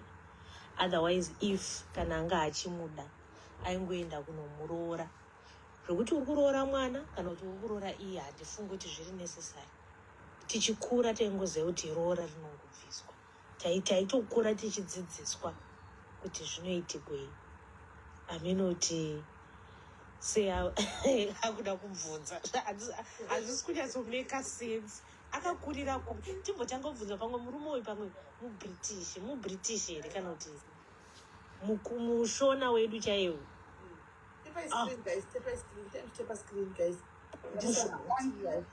Mushona wedu watoziva isi tichitokura hanzvadzi dzedu taitoziva dzaingoudziwa kuti muchanorora. I think this thing is sarcastic.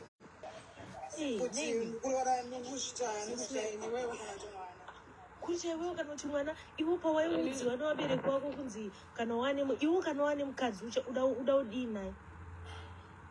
So I think the problem I think avakadzi is we settle for less. Then tozoona paya. You know what? I made a very big error.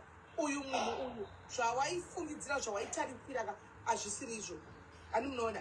Ndozvatogara ndichikuziva kuti kwanzi munonyenga rinohwarara antika kana kuti rume tisinganyepe hariroori. Munoziva kuti kana muri muchidanana nemunhu anokutaridza zvinhu zvanoda kuti uone iwewe. Unodanana nemunhu chiti handamuwana aiwa ndofunga chagara tiripo achikutaridza unhu hwaanenge uchida kuti iwe uone. Kana mazopinda mumba then reality will start to sink in. Anobona kana chiri chidhakwa chidhakwa chekuti chidhakwa chinenge chisinga unotaura kuti wakutanga kuzviona manje wava mumba manje akuti hatiwa wemumba akunyatsa kuchiburitsa manje uroboisa chidhakwa achidini. Andoona kana ari munhu akaita sei andoona atava kuburitsira wave mumba andoona atava kuburitsa unhu hwake. So I think honestly speaking we settle for this men we go. I think you go for the wrong man. You settle for less, but unenge usingazivi vamwe vachina kuti I'm settling for less. Unenge uchitoti pane hope pamwe zvichazodai and then uzoona kuti it's totally different. Hazvisiri izvo. Ukatoona murelationship wakuzviudza kuti pane hope zvikutoreva kuti there's something wrong. Murelationship haufaniri kuti umbozviudza kuti pane hope. Yes. Unotofanira kuti zvinhu zvofanira kungoendeka zvoga. Ukangoona wakuzviudza kanhu kekuti pane hope ziva kuti shiri nemuriro wayo haungaipi. Iwe ungaenda kunobvisa zebra kunopara mavara ezebra kuti iite white. Iyo yakazvarwa namai vayo iri white. Unopara shumba kuti iite nzou. Vanhu we kana watoona red flag. Yes. Alright, taurai mupedzi ndozotaura. Ngavataurira pedzi. Iwa taurai, you can get the chance here. Okay. Inini chandoda kungovhunza ndechekuti chinonetsa ndechekuti anonzani? Kola anyora nyaya yake Is she a single lady? Ndakutaura ndakambomirira kusaidi rekuma-single ladies. There are some of the people wekuti they make mistakes over and over again. You are a single mother. Then now you are going to have another baby with another baby daddy. You have to sit down. You have to plan what you want. I want this to happen. Just like that. And they can answer the single mother. Why do you have to kuitira munhu nhumbu munhu asina kukuroora from day one? I can just have a child with this man nekuti I just want a child, or you just want kuti unzi uri marriage kana kuti uri relationships. Then after that tozoona kuti patinoita machoices iwaya, now you have to say ndazodai murume ari kuzodai, of which is not right. As single women, as for me, I would just say kuti kana wafunga kupinda relationship, just be in a relationship. You know, this is a relationship and I'm not doing it for anybody. I'm doing it for myself. Kana ndikupinda kuti ndoda kuroorwa, ndisikuda kuroorwa, kana ndikugara nemunhu iyeye for the rest of my life. This is me. This is my choice. But kupinda uchi expect out you want to get married, I don't think it will work like that. Okay. Yeah, true.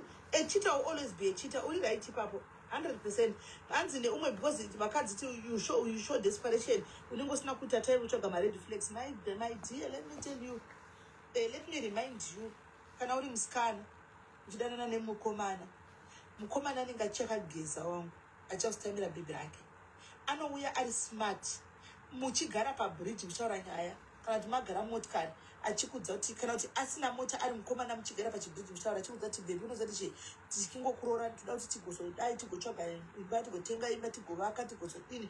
I'm going to treat you like my wife. I'm going to give you respect.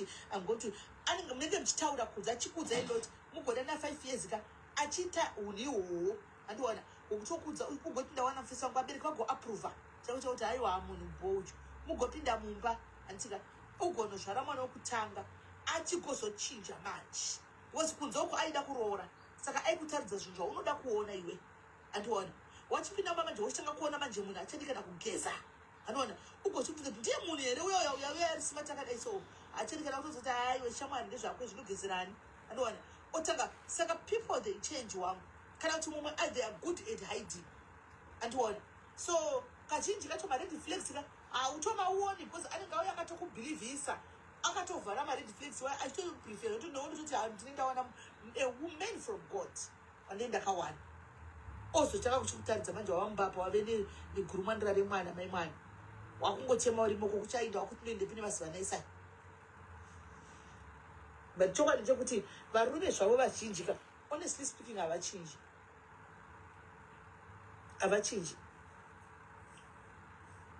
havachinji saka isusu tikazoya ndopatazoyachiudza vasikana kuti backup plan B moti kwahe topusa dzimba ndichava chokwadi kuti mukadzi munhu ukadzigara une plan B handitika uchatanga chekuti ukachitsvara usaise itabhenga yako isingazikamwi isinei nababa because na ivo vakutopfinyira mari yavo futi imwe yausingaziviwe vachiita tunhu twavo iwo kada kuti tumire vayako mari kumba kwenyu mari inoita hondo but every month iye anenge achitumira kumba kwavo hama dzake mari andiona haisi hondo iwewe nekuti wakutonzi uri liability, you are an asset wakatengwa kwayamufamily saka you hauna say whatever he says goes.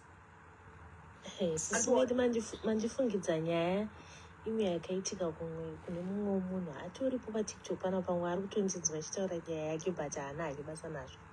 That lady Sisimeli murume wake vaenge iri kapo yainoyemurika zvekuti maybe dai ndataura zita rake manotasa mavhidhios asati adhilita zvake. Lovely couple but murume aitamba chekuseri, so mukadzi akakurumidza kuridha manje kuti baba mwana vari kuita sei. Mukadzi changa chaakusevha kuakaunti iri private.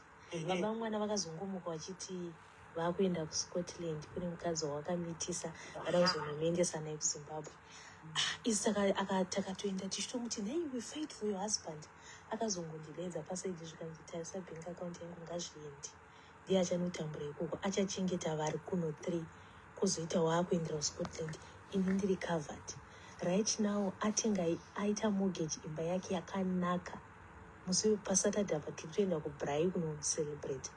murume azoudzwa manje nemwana kuti mama purchased mortgage apa iye akuzimbabwe uku kunoku atobvisa pasiwo yese atonyorerwa zvinhu. So I think ladies ngakugara uine plan B kwakanaka. I learned from that lady kuti hey atonemba saka paaitoziva zvese izvi vaitorienda zvavo vachibhadhara vese mabhiusi. Murume kwakuzongoya achizvibhosa kuti ndakuenda kuScotland ndakuenda nemukadzi wandakamitisa kumushando nomuroora saka mune ma2 ozvita baba. Mukadzi akati zvakanakai abva aita divorce yake abva move on zvikanzi iwewe handichakuda pano chiita life yako. Saka ngatigare tine maplan B. Vanongomuka mumwe musi vakatishoka kuti imi mukaona if you see their videos varume marombe because haavhunduke kuti ndotongomubva ndichienda kudai so andika asina kana pekutangira andiona ndo zvavanoita. Isusu vakadzi manje tinofunga zvokumberi, tinofunga zvokutoti ndoda kutostea murume haana basa ravashoma anofunga kuti atostabilize anda kudai anenge achingomuvha achingoenda. So backup plan yekugara uine backup plan inodiwa kuitira kuti akatanga kuita mashiripiti ake wangu hausari uri pazero zvokuti handina kana mari yerenti ndatodzingwa ndakashava mari yekubhadhira 1 room because kumiri ari mutoilet ari kuzvitira izvizvi ari kurwara because mukadzi aenda mberi anga ine chimari chake chakati ndii muakaunti atori mucomment section kuti amuona ane chimari chake chakati ndii. My dear, kana uchikwanisa kukwira pamapani okwira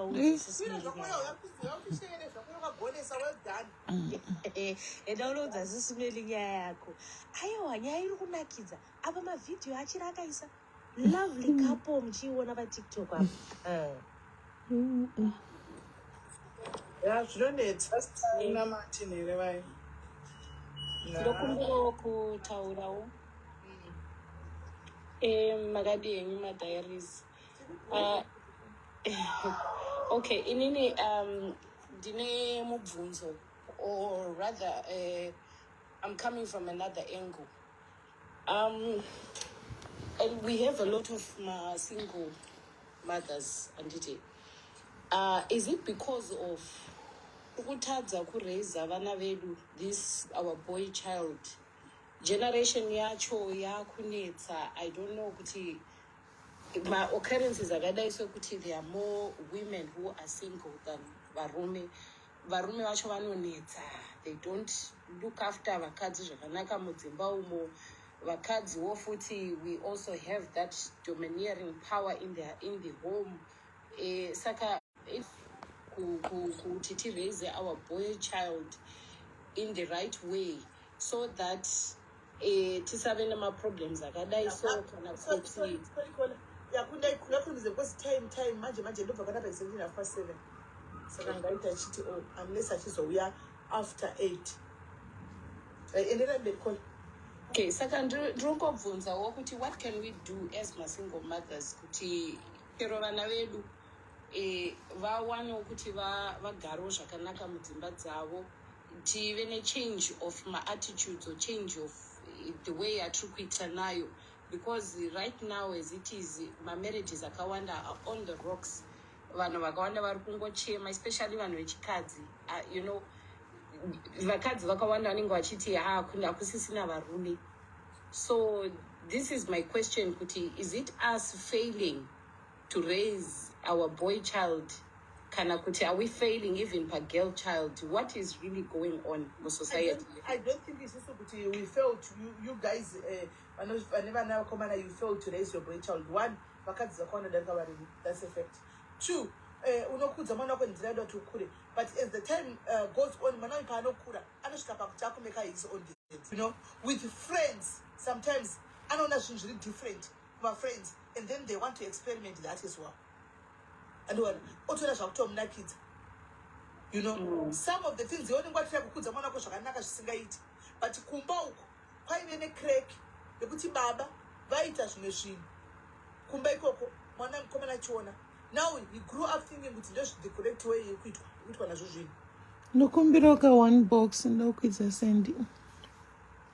Can we do better as a society to raise our children so that ndokwanisa kudonedzana now zvatiri kuona now that we are fighting against, can we do better as my parents to raise our children, so that I foresee marriage being a thing of the past mu future yevana vatiri kureza. Because even now ukabvunza a young man of about 20 years or so, anokudza kuti inini zvekuva nemukadzi izvi, it's not my thing. I want to, they no longer regard marriage as something that is important or valuable in society. So I think maybe sevabereki, maybe we should look at that from that aspect. Yes, we might have failed isusu as my single mothers or whatever the case is, but can we do better so that we can stop my reoccurring, problems? Yes, wow. The contribution yangu. Right. Thank you very much, Kola. Thank you very much, Kola. I think vana vanhu pane patinosvika paipa kuti vana even vane vana vasikana chacha vanosvika pakumitiswa. Unongotokura uchiudza mwana wako kuti usadai ichakashata chakadai paanokura kuenda makuenda kuchikoro vakutanga kuti pfungwa dzavo dzave independent vakuzvimirira akwanisa kuti dzidziso dzaunomudzidzisa Evangelica, please send your request. Hadzina kana basa dzake ndo dzinoshanda zvaanenge achiudza nako ndo zvinoita ndo zvinoshanda and then boom Send a request, Sandy. Send a request, Sandy.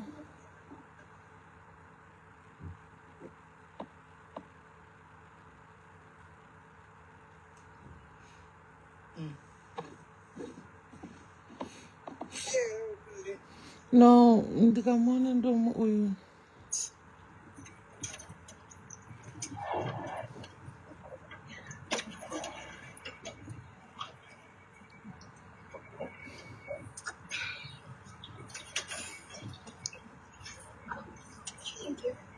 That's all right.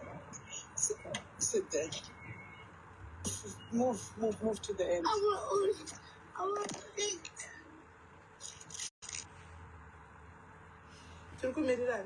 I think ndimi munokwanisa kuona request yake mama, maybe iri paprivate. Evangelica.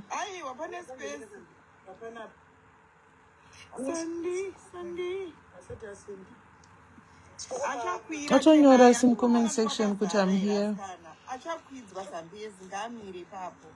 Kana padonha munhu anokwidzwa sambezi kana auya kuonekera chapita pa1 makawanda wasimeni kani ndikasezvisipasina sande yacho tisiri kumona. Okay. Sande hapo hapana nikiri. Nothing is smelly diaries live. Hapana request.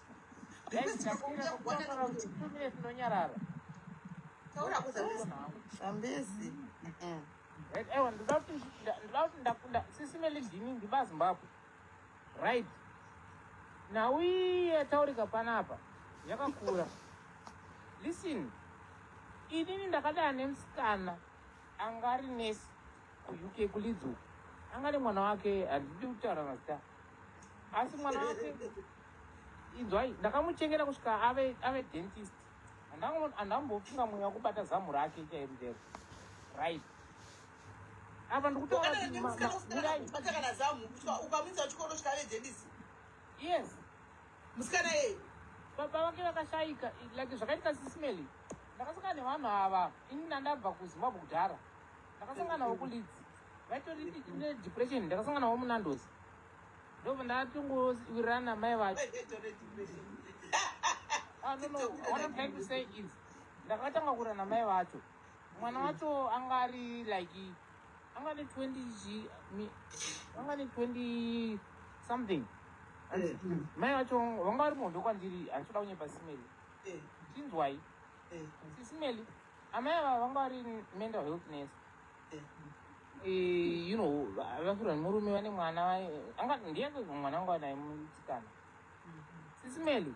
Mwana yanga asina kana zvaari kuita. Ndobva ndamutoresa kuti kuUK anoza license unonetsa kutora kuUK. Ndikatomubhadharira because ndiri munhu anofarira zvemafaro. Saka ndaida kudhiraivha. Saka ndakamubhadharisa kuti aite driving license. Zviya sisimeli ndiri munhu uyo anofarira kuguruma kubatsira vanhu. Right.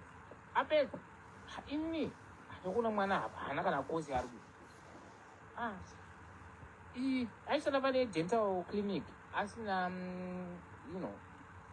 ndopakazoita ndaishanda paNHS pahospital mwana yeko zvino she's a dentist. Saka inini zvandoda kutaura zvandakwirira panapa Sisimeli ndanzwa nyaya yandirwadza. Sisimeli imi munondiziya handiri kutaura zvinhu zvangu asi munoziva kuti toshanda tesisimeli right. Well mwana uya ndamubata chibharo ini saka ndinoda kuzama kutaura kuti anyway ngatisati vanhu vese vechirume vanobata kana kurepa. Hold on, pane musuwa mai vacho vakaita problem ndakarara same room nemwana for a week handina kana zuva inzwai sezvo tinotokumuka uchinogeza kuti inzwai kana mudongoreva ndoda kuzama kuti vanhu vanga vachiti kwai munhu varume vese ndo zvatoita ngaingomira ipapo ndichazoi hatisi tese varume tine uzyire toda kubata vana chigaro. Sisimeli mwana yeye dai zvaibvira ndamudedza auya izvai asi mwana wangu awas step ndengudana namai vake mother's boyfriend. Thank you. Achivirai vamwe vataurawo bhozi ndizvo ndataurisa. Well done to you Zambezi because havasi varume vese though hatina kuti vese tototi vhere havasi vese variko vakanaka but like society yatavera itinawo zvikuru sei kuAfrica uko varume handisi kuziva kuti vari kupindwa nei handitozivi kuti vari kupindwa nei because ndo zvavakutongoita especially unotoona zvakaita izvo kuti mwana yangatokura kusvika pasije haangadi akatodliwa mahafu aitodliwa ndinoona ndakakwanisa kutyore iwewe mirai ndikudzei Sisimeli pane time yamamu kuSouth Africa payapaya pandakatenga mabhazi payapaya zvinoti mwana yeye handina taura nyaya yelicense iye akatiperedza kutenga mabhazi angu kusouth kunonzi kuSouthampton. Iwai mai vacho vanga vari kubara takaenda tuoffice takabhuka 2 rooms tainela kudya mwana ndakaita zvandaita ka handimukuzviona vari wakadla handimukuzviona asi hazvina mbopinda mubrain mangu nekuti ndaimutaura semwana teererai zvandikutaura tikuzviteerera ndokumbirawo kuti nditaure chokwadi because ndati isai 160 remunhu rumewo nekuti panapa zvakuita sokuti varume vese vanobata.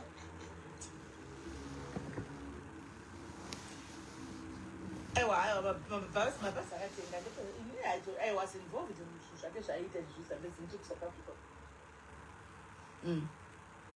ndipeka nhamba yenyu mirai handimozava munin'ina wamama wangu ndo vari kukuwadzana handimozava baba wangu vaya vakavigwa pairoseka vaya saka ndikuda kuti huku dzacho dzisati dzapera ndipeyakawo nhamba ndise mari izvezvi ndokupa Zambezi uya kuWhatsApp kwangu hazina problem Sisimeli muchingosvora munosvora vanhu nokuti munoona chamanesi munosaka moti anenge asina zvinhu zvake ane zvinhu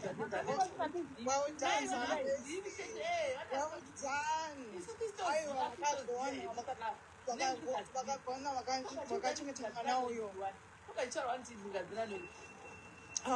vakaita basa vakachengeta mwana uyo. ndokurira kuti mumudedza auye panapa micheo auye pano atauri kuti tasingavati tese here same room but pasina zvandomubata mirai aiwa wakagona Zambezi anouya pano hana problem wakagona kuchengeta mwana kusvika akura pasina kumubata kana kuita sei. Tinotenda nekuti tinoda varume vakawanda vakadaro munyika. ndokumbira kuudza wai Sisimeli nditaure chokwadi pane vari kutaura Sisimeli munobva inini Sisimeli amai vangu vakasheka ndiri mwana mudiki ndakarerawo naSmart ukandiudza taura saka inini kuona kwangu ininika mama like mama wangu chavakandirera ndoti mama ndongoti mama ndimwari muvi handimunona handigoni navo. Sisimeli munobva nde3 madegree asi mai vangu chaivo havana kumbo like ndikuda step mother vangu vandikutaura havana kumbomisa 1 prize giving igraduation yangu ndovega vakauya Genyarare mukuza zvekutaura. Yeah. It's emotional.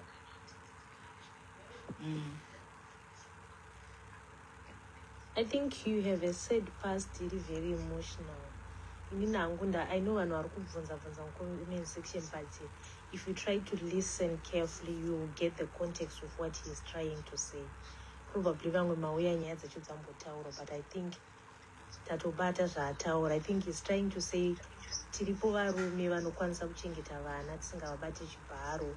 Now he's trying also to say kuti akachengeterwa nastepmother, akarerwa Ora even mistake hasi mwana wangu ini. So aiwa mashoko makukuti amashare about this platform. I think vanenzeve vanzwa. I think Zambezi Baba Zimbabwe is a very good man from what he has actually said. Yeah, he's actually a very good man. Thank you so much.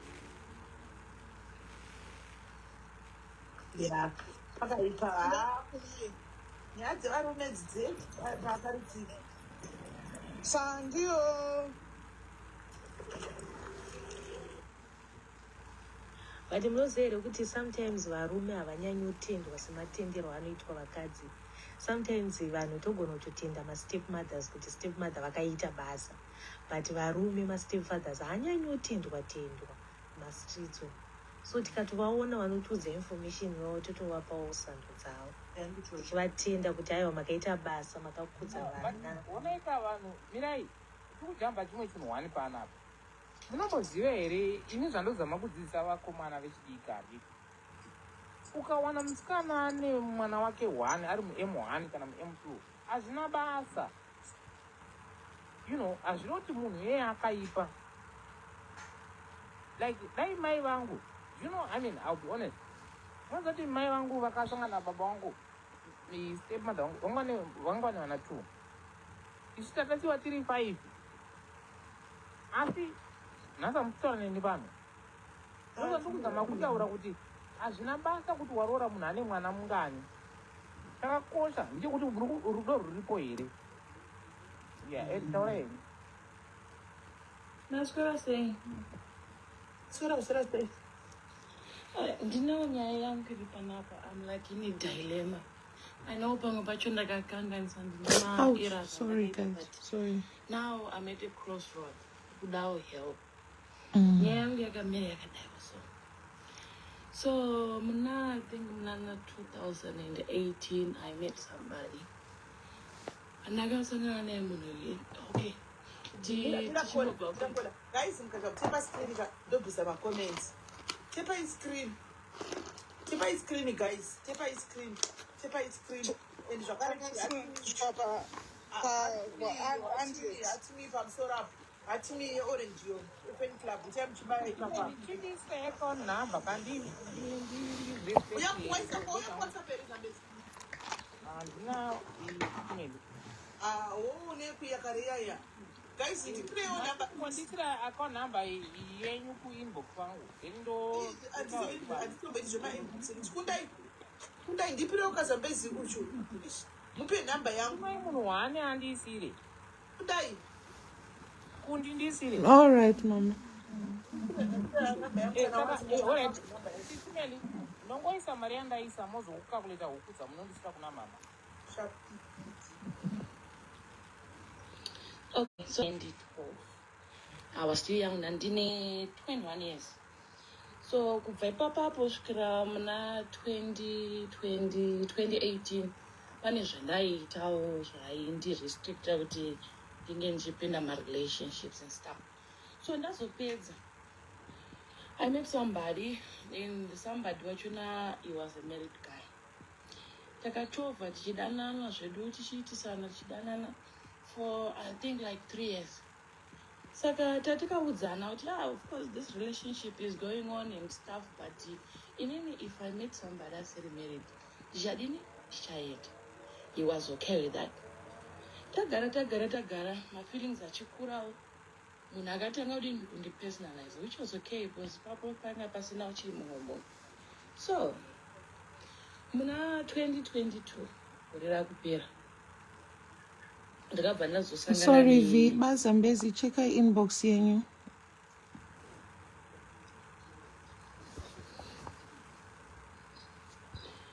ndakabva ndazosangana nasomebody, and this somebody came strong kwandiri. He was munhu anga akambopindawo murelationship akasiyana nemukadzi wake, zvinhu zvose zvanga zviri transparent, anga asina mukadzi. Ndikaenda kune munhu wangu ndikati wana shamwari nyaya panapo neuyu takadheta for a year, but before tazosvika ipapapa ndakaenda kune uyu the married guy ndikamudza shamwari wana ndasangana nachi nasomebody, and this somebody ari kuratidza kuti ari serious. Saka inini ndakufunga kudini kuita izvozvo. Akacomplaina akati time yangu chichi ninoona ndatokuitawo maplans ekudini ekuita my second wife and stuff. Ndikati asha ina handidini handizvikwanisi. Tobva tabreaka, that was 2023. Tobva tabreaka ndobva ndamboita serious nechi neuyu. Saka paperiod iyoyo yekurambana nauyu nekuita serious nauyu akabata mimba. Kabata mimba ndobva ndangofungidzira kuti ndiye this guy munhu wani. In fact, I wasn't sure, though, to be honest. Exactly. Ndakangozviti uyu asina mukadzi uyu ndiye muridzi wechi wemimba. So muridzi wemimba uyu, this other guy, akauya achipinda muupenyu hwangu akandibhilivhisa zvinhu zvakawanda which were fake, and I ignored a lot of red flags. Ndichiti ndazviwanira munhu wangu wekuti ndinobvunzawo kuti uripo uri kuitei unayo. Zvandakagona kufonera nguva dzavo kuti kumatsvatsva wakuudzodzi ndakuenda kumba. No more calls, no more chi, no more chi. Uyu obva auya asvikanzi kwandaigara hakuiti kuti iwewe udini uye ugare since iwewe uri more stable. Regai inini ndichidini ndichiuye kwauri titange upenyu hwedu. It's okay. Ndiri kuZimbabwe by the way. Ndikati it's okay.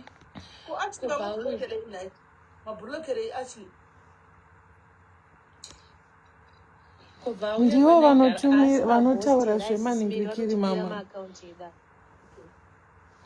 Kubva akangouya nehembe dzake nebhutsu dzake nemahenga ake nedhuvheti achipinda mumba mangu, which was okay. Ndikati tanga chi, because akangouyawo nekuti nini mukadzi wangu patakarambana she took everything else. Okay, fine. Tagara shiri nemiririyo airekedze. Vatanga first days it was okay. Munhu aitouyawo kumba achingwavha kuti mari dzainzweswere dzaibvepi, I don't know. But later I realized that first month akabhadhara rent, it was okay. Inini ndichiprovidewo chikafu and stuff. Second month zvanetsa bvauya nehafu. Ndikati zvinhu zviri kudini zviri kutanga, we build as we go. Third month zvinhu zvakunetsa, rent haichabude, zvakawanda. Pamwe pachona ambouya kumba asina foni, izvo foni inenge yabatwa kuzviperedi, which I later realized pandakazodini tambira area raanozombotambirawo. Pandakabva ndazoudzwa nevanhu kuti this guy chaanongoita chete kukwereta durumbava, anoswera akagara apa. Zvinhu zvandisina kunge inini ndakatsvaga because ndanga ndamuda nemwoyo wese. Apa mimba iri kukura, ndakatraya kugara nemunhu for 5 months, but pa 5 months ipapapo ndakaitonge ndagara naye for 6 years. Akandistressa, akandistraina kusvikira papoint yekuti ndairara ndakagara so, ndakamutarisa so, ndikati why did I choose you? Ndakadini kutora nguva yangu ndichimbokudzidza. Then one day I just wake up ndikati ndikazongoreza kuti panapa hapana zvandiri kuita, ndautochengeta murume mukuru panapa. Vanhu vakuuya, do you know kuti vanhu vaiuya 3 or 4 people pamba vava kuziva panga kugara. Ndaisingatozii kuti kubva kwanga akabva uko kuuya pamba pangu kwakuri kutiza zvikwereti. Ndikasvika pakunokerwa nemapurisa nemaCID ndichibvunzwa. That was hell. Ndikazongorealize kuti panapa zviri nani ndifaite zvangu mwoyo wangu, munhu ndaimuda, I don't wanna lie. Vandazongoti mumwe musi ndobva ndangotora hembe dzake dzaakauya nadzo, vanazongotora hembe dzake his stuff ndobva ndazviisa mutoilet yange iri yepanze, ndobva ndaloka madoors angu. Then I went kumba kwana mama for a week. Ndobva ndadzoka, munhu adini aenda, mimba yange yane 5 months haina kunyoreswa, haina kuclean. So this married guy anewo paimbopotawo achingoiswa mamessage, muri sei married people, muri sei muri mumarriage, ndichingoti must first day net sataura neni. But as time goes on, ndichiona kuti zvinhu zvangu zvadhakwa naito ndana kungomakomodeti ndiri right marriage iripo, ndiri right marriage iripo. Come past 7 months vanaenda unonyoresa mimba yangu, tobva ndanzi ndine matwins. Hey! Yeah. Hey! Ndine matwins, mimba yangu yainetsa. Ndaigona kuti ndiri kucrava something the moment yandinongochitenga ndichichidya, pasina 5 minutes ndakutoilet, ndakutorutsa. Ndikaenda ndikanotariswa zvikanzi aiwa ndozvakaita mimba ichi yematwins. Mumwe anenge achida chakati, mumwe anenge achida chakati. Ndagara baba vaningirini the married guy. Vazondifonera mumwe musi, musi wacho was very emotional. Oh, why do you sound so low? Ndobva ndamuudza nyaya yangu. Akadini munhu akaitoenda 2 months ago. Haana kuda blame game kana kuti chii, because zvinhu zvandandakadini ndakamuudza from the beginning. Ndamuzoti but inini ndine mimba. Zvanzi mimba yako ndeyarini? Ndobva ndamuudza madate. Obva andibvunza mubvunzo wekuti what if it is mine? Ndikati ndobva ndamudira pachena ndikati shamwari, I don't want to lie to you. Muridzi wemimba, zvinonzi mukadzi anoziva muridzi wemimba, but apa inini handina zvandiri kuziva. I don't know between the two of you guys. So if you wish to come back kwandiri kare hako waziva kuti uri kuuya kune munhu asi uri kuziva kuti it might be you or it might be him. Prepare your mind, handiti.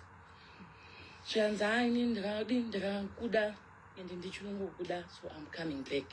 Vadzoka takutanga futi kuti ukontinya, kutotanga kuti take over mimba yaya, zvinhu zvakutofamba bo, tatozoitwa riningirine kuna private. Mimba yatofamba bo, mimba bva yazvaro. Inini manje nyaya yangu iri pakuti ndichitarisa vana ava ndiri kunyeperai. This married guy mutema uyo angakaita kakutsvuka. Ndichitarisa these 2 boys ka vakafanana naava vave kuenda kukala, but ndichitarisa masi Mira timbovhurawo maiki yangu ndiseke.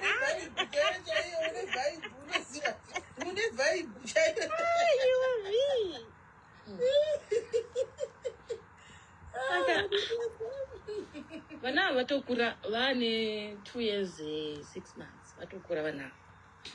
Saka dzimwe pfungwa ndinombozviudza kuti ndoenda here ndongotora ma-DNA test ababa varipo, ma-DNA samples ababa varipo, ndongozviendera ndozvizivira kuti vana vangu ndevani.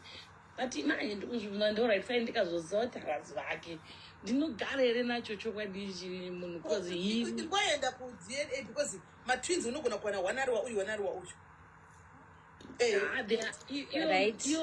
You're my identicals.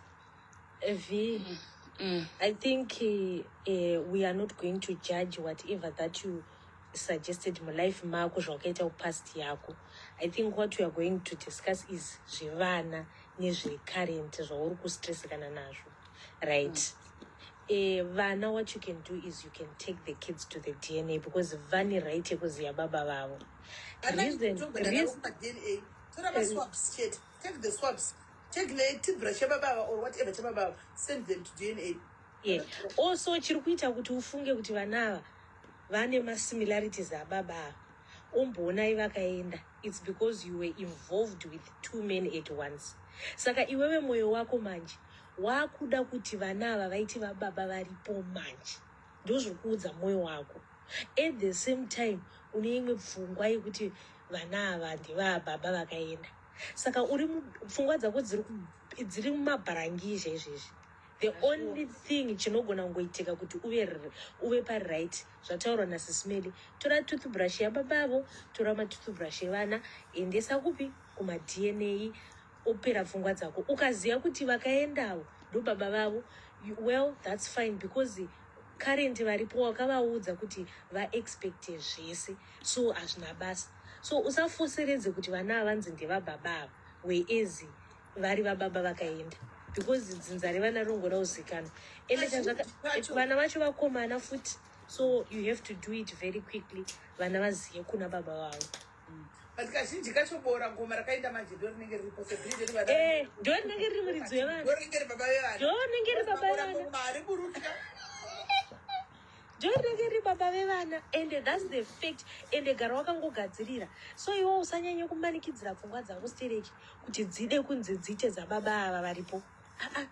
Ngadzitogamuchira zvese kuziva kuti inini ndakambodyisa uku ndikadyisa uku. Iyoyo ndo inja kusangana navo vese vari two at the same time handiti. So current atori nemhuri yake akakuda kuti muite zvekujola, and probably is not going to marry you ndezvemujolo. Uyo wakudhara uyu ndiye pamwe angada kuita zvemusha, but kana variwo baba vemwana, well, that's hapana zvatingazviti.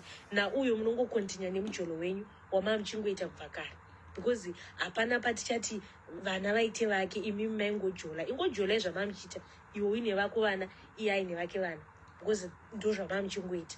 Saka pamberi nemujolo, whether vana vazobuda vari uyu kana kuti vabuda vari kuna uyu, because hapana patinga kuti musiye murume uyu imi muri mulafu muri kutoita zvemujolo. kutombodzoka richiuya richidongorerawo vana zvisiveli zvakaoma. Ndakazotoziva kuti pane vangu vave chi9 vana vake vari kungosima. Iwe MB, murume uyo akatoudzwa kunzi vana vanogona kusaita vake, akamubudira pachena. So whether my benefits or not, unless V akaudza murume uyo kuti munhu ndiye vana vake, then that's it. But kana akatoudzwa kunzi vana havasi vako, vanogona kusaita vako, then ndizvozvo. Saka I think mujolo wenyu unongokontinya V kuti une vana kana kuti hauna, mamuchingoita zvemujolo. Endesa vana kumadna vazive riri baba wavo, woisa vana kuna baba wavo kana zvichipfira. Iye zvake pakazvarwa vanawo akaitawo dzavo dzavanoti sainzi dzekutarisa kuti vana ava vane masimilarities nedzinza ravo here. And kunyeperana V, muri kunyeperana. Ipfungwa dzamuri kuudzana pakudanana, ipfungwa dzamuri kuudzana pakudanana kwenyu dzamuri da kumanikidzira. Endai kumaDNA, the mistake was done, pakabhaizika V. Endai kumaDNA nevana vazive baba vavo, the real father vavo. Vanhu vari comment section vari kuti think what you are doing to the married woman. Izvozvo guys, we are not going to judge, we are not going to talk about that topic, because isusu tikada kumanikidzira kutaura topic iyoyo, V haasi kuzombonorabhana nemunhu wako ari kudanana naye. Saka chatiri concerned inyaya yevana. Vana ngaaite kuti vana vazive kuna baba wavo, whether tingade kutaura zvipi, because chero vakabuda vari vababa vakaenda rombero, mwamuchingoita mujolo, munongokontinya nemujolo wenyu. Yeah, the guy told kunzwa nyaya yeDNA. So DNA ndiye ndichiitira closure yangu inini, because now problem yakuitika ngeyemabeth. He's been on my azviiti ndisandanyatsoziva kuti vana ndevana. Vana ndevako ndiende ndiye akatsora bhekasa mabhekisi nemababa ivavo. Vini makufunza something. Can I ask you something? Baba vari married vari kudawo vana here. Asi ndo vari kutochengeta vana. Ndiye ari kutopa pressure yekuti tiende kumabeth. Saka he was the baba vacho ava, the actual suspected father. I don't know. Enda kuDNA first. Unogara muZimbabwe wewe mune DNA, enda unoita DNA first. Then most students have another birth certificate, because once matter of birth certificate.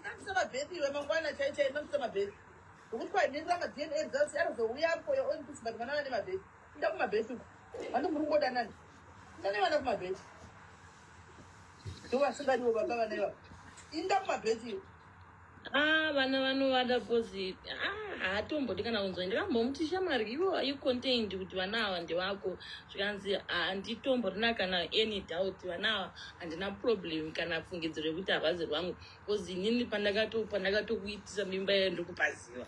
Gomba rina mwana guys, gomba rina mwana. But Sisimeli, chiri kuita kuti ave neinstinct yainayo iyi. Ari kuziva kuti ari kuziva view. instinct yaainayoyo ari kutozoti vana havasi vababa because dai akavatoresa kudhaya you know munhu akakuisa vana you know it go and confirm kudna uzomutoresa vana vantu vasingadiwo senemi ndovasingadi ndovasingadi here vana tibvire musada kuzvita manhingikiri guys manhikuti muri kungopawani musinanda madna muri kungopana pabasiriyo iwe shamwari kutombofungira iti vana vaiti mabhetawo aiwa sisimeli vana ngavasaite mabheta asati aita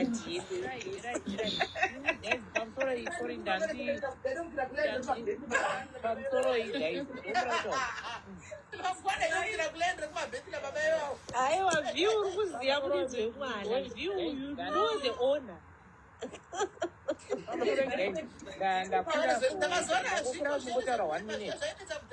mazana hakuna ndakura 1 minute sisimeli nyaya yemusikana uyu ndikuinzwisisa inzwai sisimeli iyi yake yakatisiyana yandakambopinda inzwai sisimeli pane pamwe pokuti ini nahanguka ndikuirana nemi vanhu vese vedare muri kuti imimi vana ngavazive dzinza ravo iye aramba kai iye chandikumufarira ari kutaura chokwadi kuti mirai uze inzwai zvaari kutaura ari kuti haasi kuda kungonyosa birth certificate njee asi achiziva kuti mutupo unogona ngosiriwo wakarara manzwa here sisimeli ndati une basa rekomutupo wacho aiwa zvaari kutaura ari kuda kuti vana vaende kudzinza ravo chimirai zvamaaaizvizvi ndabvunza ini ndikati kokana vana vanenge vasinaavana here vasingaziva dzavo havasi kudraivha chita life here saka munovatoramo hazvina kunaka sisimeli kuti tiri kutsvai but tisina madzinza wani dzimbizi dzapezimira munotora muri kutora vana muri kwadhokta muchiva pamitupo yenyu madzinza yenyu wani what is different mwana ndoziva kuti hasi like for example mishi baba vake vakafa kublawayo handinambomunyepera kuti akwera musaigo akwera adziwa hana kumbomunyebereka mwana hanyepegwi mwana ngaakura achiziva dzinza rake ndosaka tina shemugaba akagona asi zvati kutaura handimona nyaya yaudzwa nehanzadzi yangu mirai zambezi inyuwa inyaya yokuti munenge muchiti hanzi kwai dzinza ndoyo inoita kuti kuzobuda kuromba nokuroya iyo why so much dzinza mwana ngaazvekwa anobva aiwanomba kuiko naye musikana uyu kunyokwadzo shona dzekuzimbabwe idzodzo no problem yenyu kuti hanzi kwai mutupo kuromba ipapobatsira chiko nedzinza ratenda vanhu varongotambura nedzinza ravo vachingotambura nemadzinza iwayo kutoita murombe nemadzinza iwayo kude kwamadzinza iwayo mirai sisiatikarashiki vanhu manzwa here panzina vhi hanzi vana vakafanana nababa vakaenda asi pane zvimwe zvaatoda vhi anoziva baba vanadhiani honeka makukonokudza vhi ngatimuzeito kwadi vhi munoziva kuti zvandafara pana vhi munoziva kuti chii here vakumana vhi ari kuti aiwa hasi kuramba mabirth certificate asi atoda kuti mabirth certificate aende kuvaridzi vevanhu ini zvekuti yakarara listen sisimeli vasikana vangani vari panapa vakaita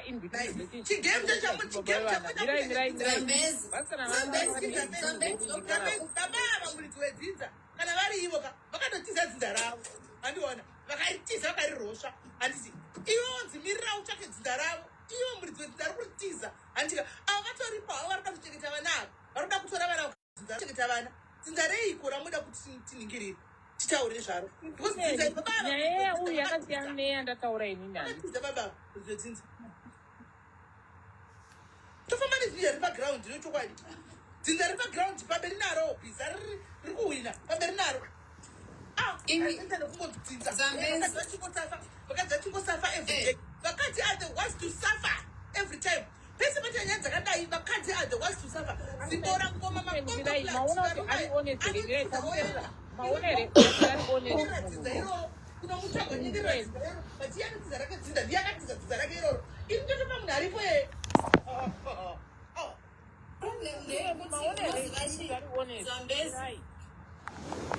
Zambezi ndimbokubata muromo mbichana. Nyaya iyoyo handiti yokuti hanzi dzinza this dzinza that. Ndiyo iri kukonzeresa kuti vanhu vazoromba. The problem mwana orega kuita birth osvika mu 50 years, 15 years, 20 years, 30 years asina kana birth because baba ake vada kuti vanyengererwe vaitiswe birth. No, we cannot do that. Zambezi munhu ari paground anogona kutosa mwana birth certificate atopera dzinza this deal with the dzinza because maroyo nochete iwawo Zambezi kuroyana chete uchikunokuti ekwandofu tauri kuzokuchika rekwadere njani azvishande azvitomboshandi panotozeizvamusiramusira zvezvikai imatongotiora iti kana advise kuti torisane nebheki rako neseremi yako kana mada kwete zvokuti adzini ndaramba tikaendamusha baba vavasivezi ivo vakatisa ravo baba azaunda novatsvaga kai vakadzi vakambopara musha yena guys musha yakaparwa nevakadzi dei kuti every time they have to follow after vanhu vanotiza because of things. Because of the pamusoro iyi smell ndimboshare 2 cents. Uyu murume waari kufungira uyo akaenda weka apa antori nemared flag akawanda kuti zitsotsi unoda kutsvaga kuti azive kuti vana ava ndevake here ofuchi ukatovaendesa kudzinza wezati vana ava vachangoba vachikutambudza sekutambudza kuri kuita baba vacho vavo zvokuba zvokudi saka radza kutongofolowa aripo padhuze because vamwe varume vanoroora vakadzi atori nenhumbi ine 1 month agochengeta nhumbu mwana agozvagwa agotumidza senemu yake because anenge akuda iwe une mwana wako ofuchi uyu murume uyo haana kutombokuroora ari kumba kwake nemukadzi wake iwe uri kwako ano saka kana atoti ngatitorese mabheti toresai because ibenefit yako ofuchi pamwe murume anogona kutoita zvinhu zvakakura zvokuti anogona kutonyoresa vana vavo ivavo pawiwu zvokutoti unotozobhenefita iwewo mangwana than pane kuda kuteerana netsotsi raiba mari dzevanhu richiita serikikwereta pane kutoresa mbavha yawakazoisira hembe mutoileti onovapa senemiyo ziva kuti zvichatiramba zvichiteerera vana vako mangwana toresa baba varipo pamwe vachovaisa pamaproperties avo vanenge vanavo vaisa pawiri avo kuti ndine matwins angu ari kwakati akabhenefit saka its up to you dziita zvaunoda inaisombokudzira zvokuita inokutsarawo pfungwa dzemunhu sati rapfungwa dzakazvimirira vamwe kuti kwaitsvaga bora ngoma iririnza kudzinza kwano handiva vamwe kutoendesa kupi iona ivhi yanyarara ngatimupei mukana ataure iye vhi because ona yanyarara. Right, guys, my benefits, I'm not with my benefits. Inini from this guy, all I want is a present person, and he is very present. Zvema benefits ndiri stable zvangu zvokuti vana vangu they are covered. Mira, ngatipambirane vhi. Uri kuti he is present ndiri kunzwisisa handiti asi baba ivana ava. I don't know who the father is. Ibo. Saka iwo okay. Vi inini mamangu akararwa ine 2 months havanambobvera vatsvagwa nababa vavo but vangu till now saka zvokuti baba ava vauda kutsvaga vasingoti zvoshande wadi kuonyarara iwewe ungoenda mberi. Inini zvandinofunga zvangu inini for my own peace of mind kana ndangofunga kuzviitira zvinhu zvangu zviri secret then indazviitira zvinhu zvangu zviri secret ndobva ndangonyarara ndichiziva kuti which is which. Uzotaura pamberi painzwa kana chabvondoka. Okay.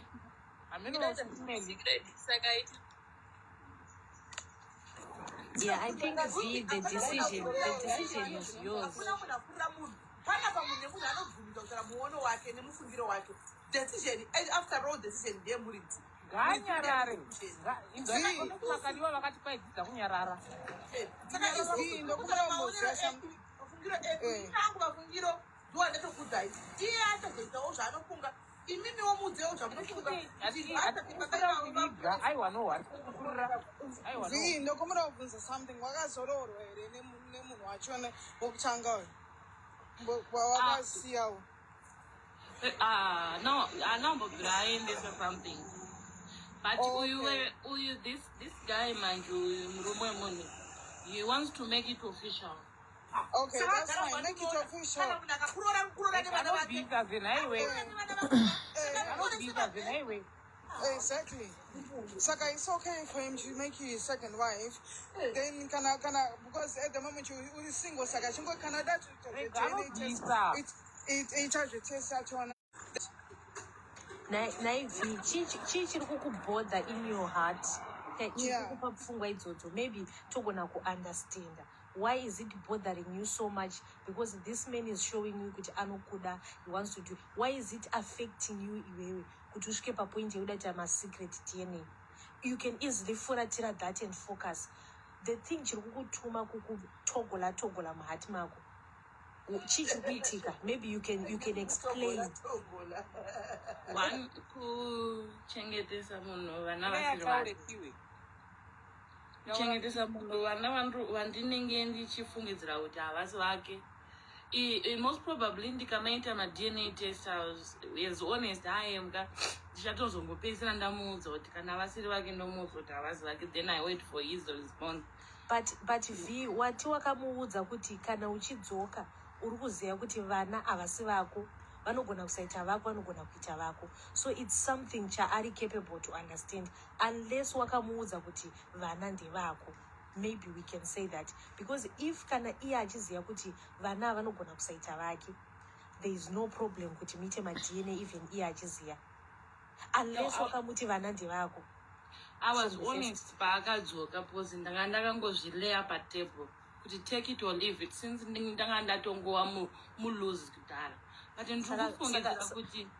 ndikufungidzira kuti akazviblinda kana kuti akazviisa kuback of his mind just because he loves me, and zvikazonyatsa kubuda pachena chaizvo kuti havasi vake, I'm afraid kuti maybe anogona munhu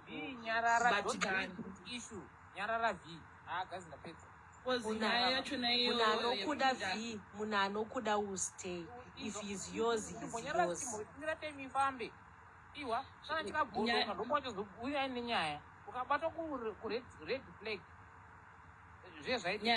Nyaya iyoyi yekuti I left him for this other guy yakambata.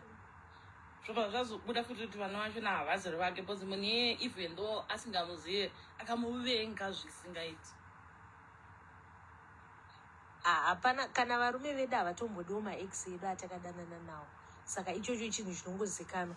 But if he truly loves you, achangokuda. Because kuenda kwaakaita iwewe handiti, akazodzoka achizoti masiyana anongokuda.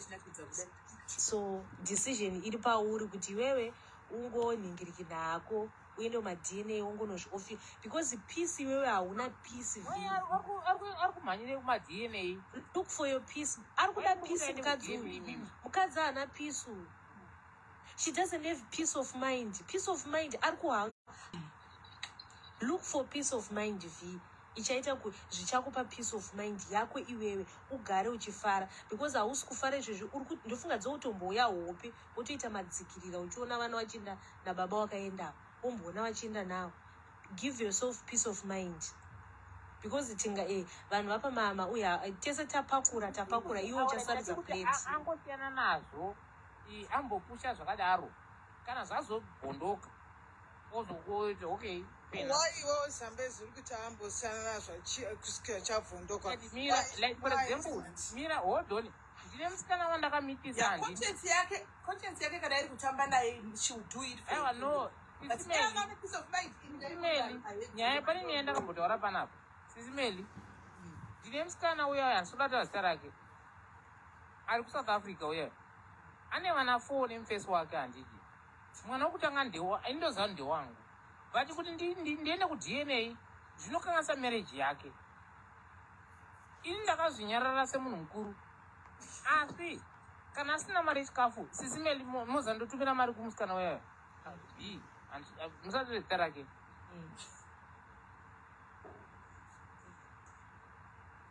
Sisimeli, zvasiyana papi nenyaya iyi. Why ndisiri kubhondora inini kuti ndi mukomana uyayo kuti mwana wako haasi wako uyu. Handina kukanganisa marriage yemunhu wangu.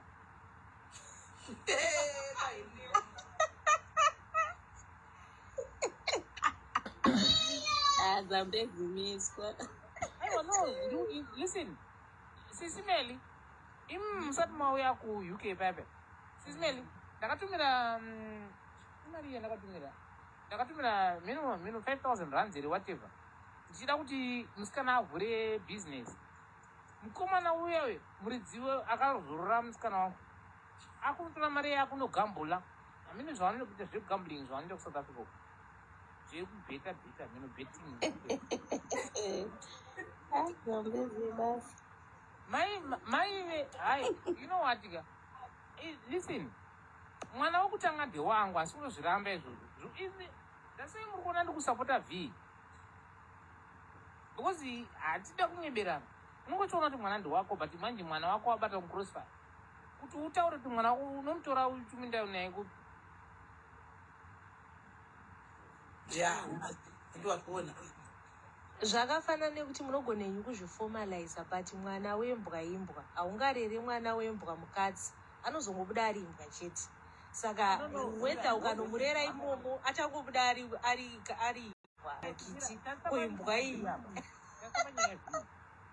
Ndiye kada uchibhondora zvinodhakwa. Nini? Ndiyada uchibhondora. Ko vana vakazozvara naBharanzoni. Wangu iwane wokutanga handiti. Ko vamwe 3 have to think inini semunhu mukuru.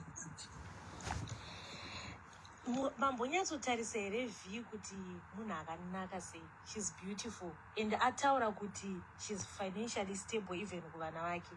So whether V arambwa because of vana ivavo, handifungi kuti angashame munhu angamuda nevana vake. V anombotaura kuti arambwa uyu. Listen, aiwa ataura kuti zvogona kudaro because munhu uyu akavenga murume wake, akavenga munhu uya waakamboenda naye. Mukadzi haana peace uyu guys. Ngaanotsvaga peace. Yeah, ndo zvandingofunga kuti ndinoita zvangu ma-DNA test angu handingaita ndikaziva kuti hanzi vake. Ndongotsvagawo zuva rekuti tinogara pasi nongomuudza iye. Ukamhanye kuenda kupa-DNA, mira, so fast nemufesi waunaye. Zvinhu zviri boyere. Yeah, everything is fine. Saka uri kumhanyire kuma-DNA test.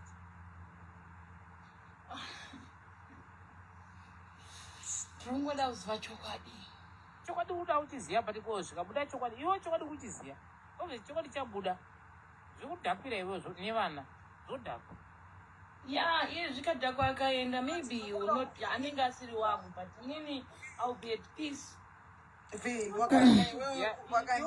Kutaura pana pati kutaura pana iwe chokwadi uchiziva shamwari. Chimemera 2 minutes. V wakaenda iwe kunotora ma-DNA test handiti. Munhu obvazvabuda chavasi baba vacho handiti. Uchamuudza here why that honest kuti unoudza munodhibana havasi vako. Kongonyarara pauchiti. Iwoziva chokwadi. Handisiri munhu ari good at keeping secrets, especially. But handimanzwi here pekuti baba vada kutoresa vana mabhii.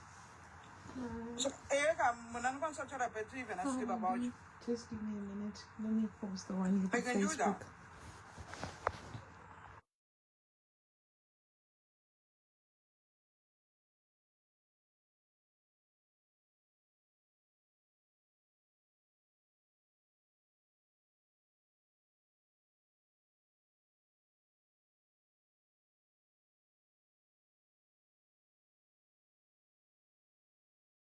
Aren't you forever keeping the secret? Powerful. Conscience dzinokutonga, unotanga kuita ma-nightmares. Varume, unotanga kuvhumuka. Unotaipa guys. Set yourself free. Do zviri kuda moyo wako iwe. Secretly popo, ozodecide zvako. Waita kana uchiramba usingadi kuti vatore mabhethi, uramba wakachitsika chepakati. Handikwanisi kutaura zvakanyanya because pane musikana wandakaendesa kuEurope. Ndamuona apinda comment section. Ndikainyarare mutano.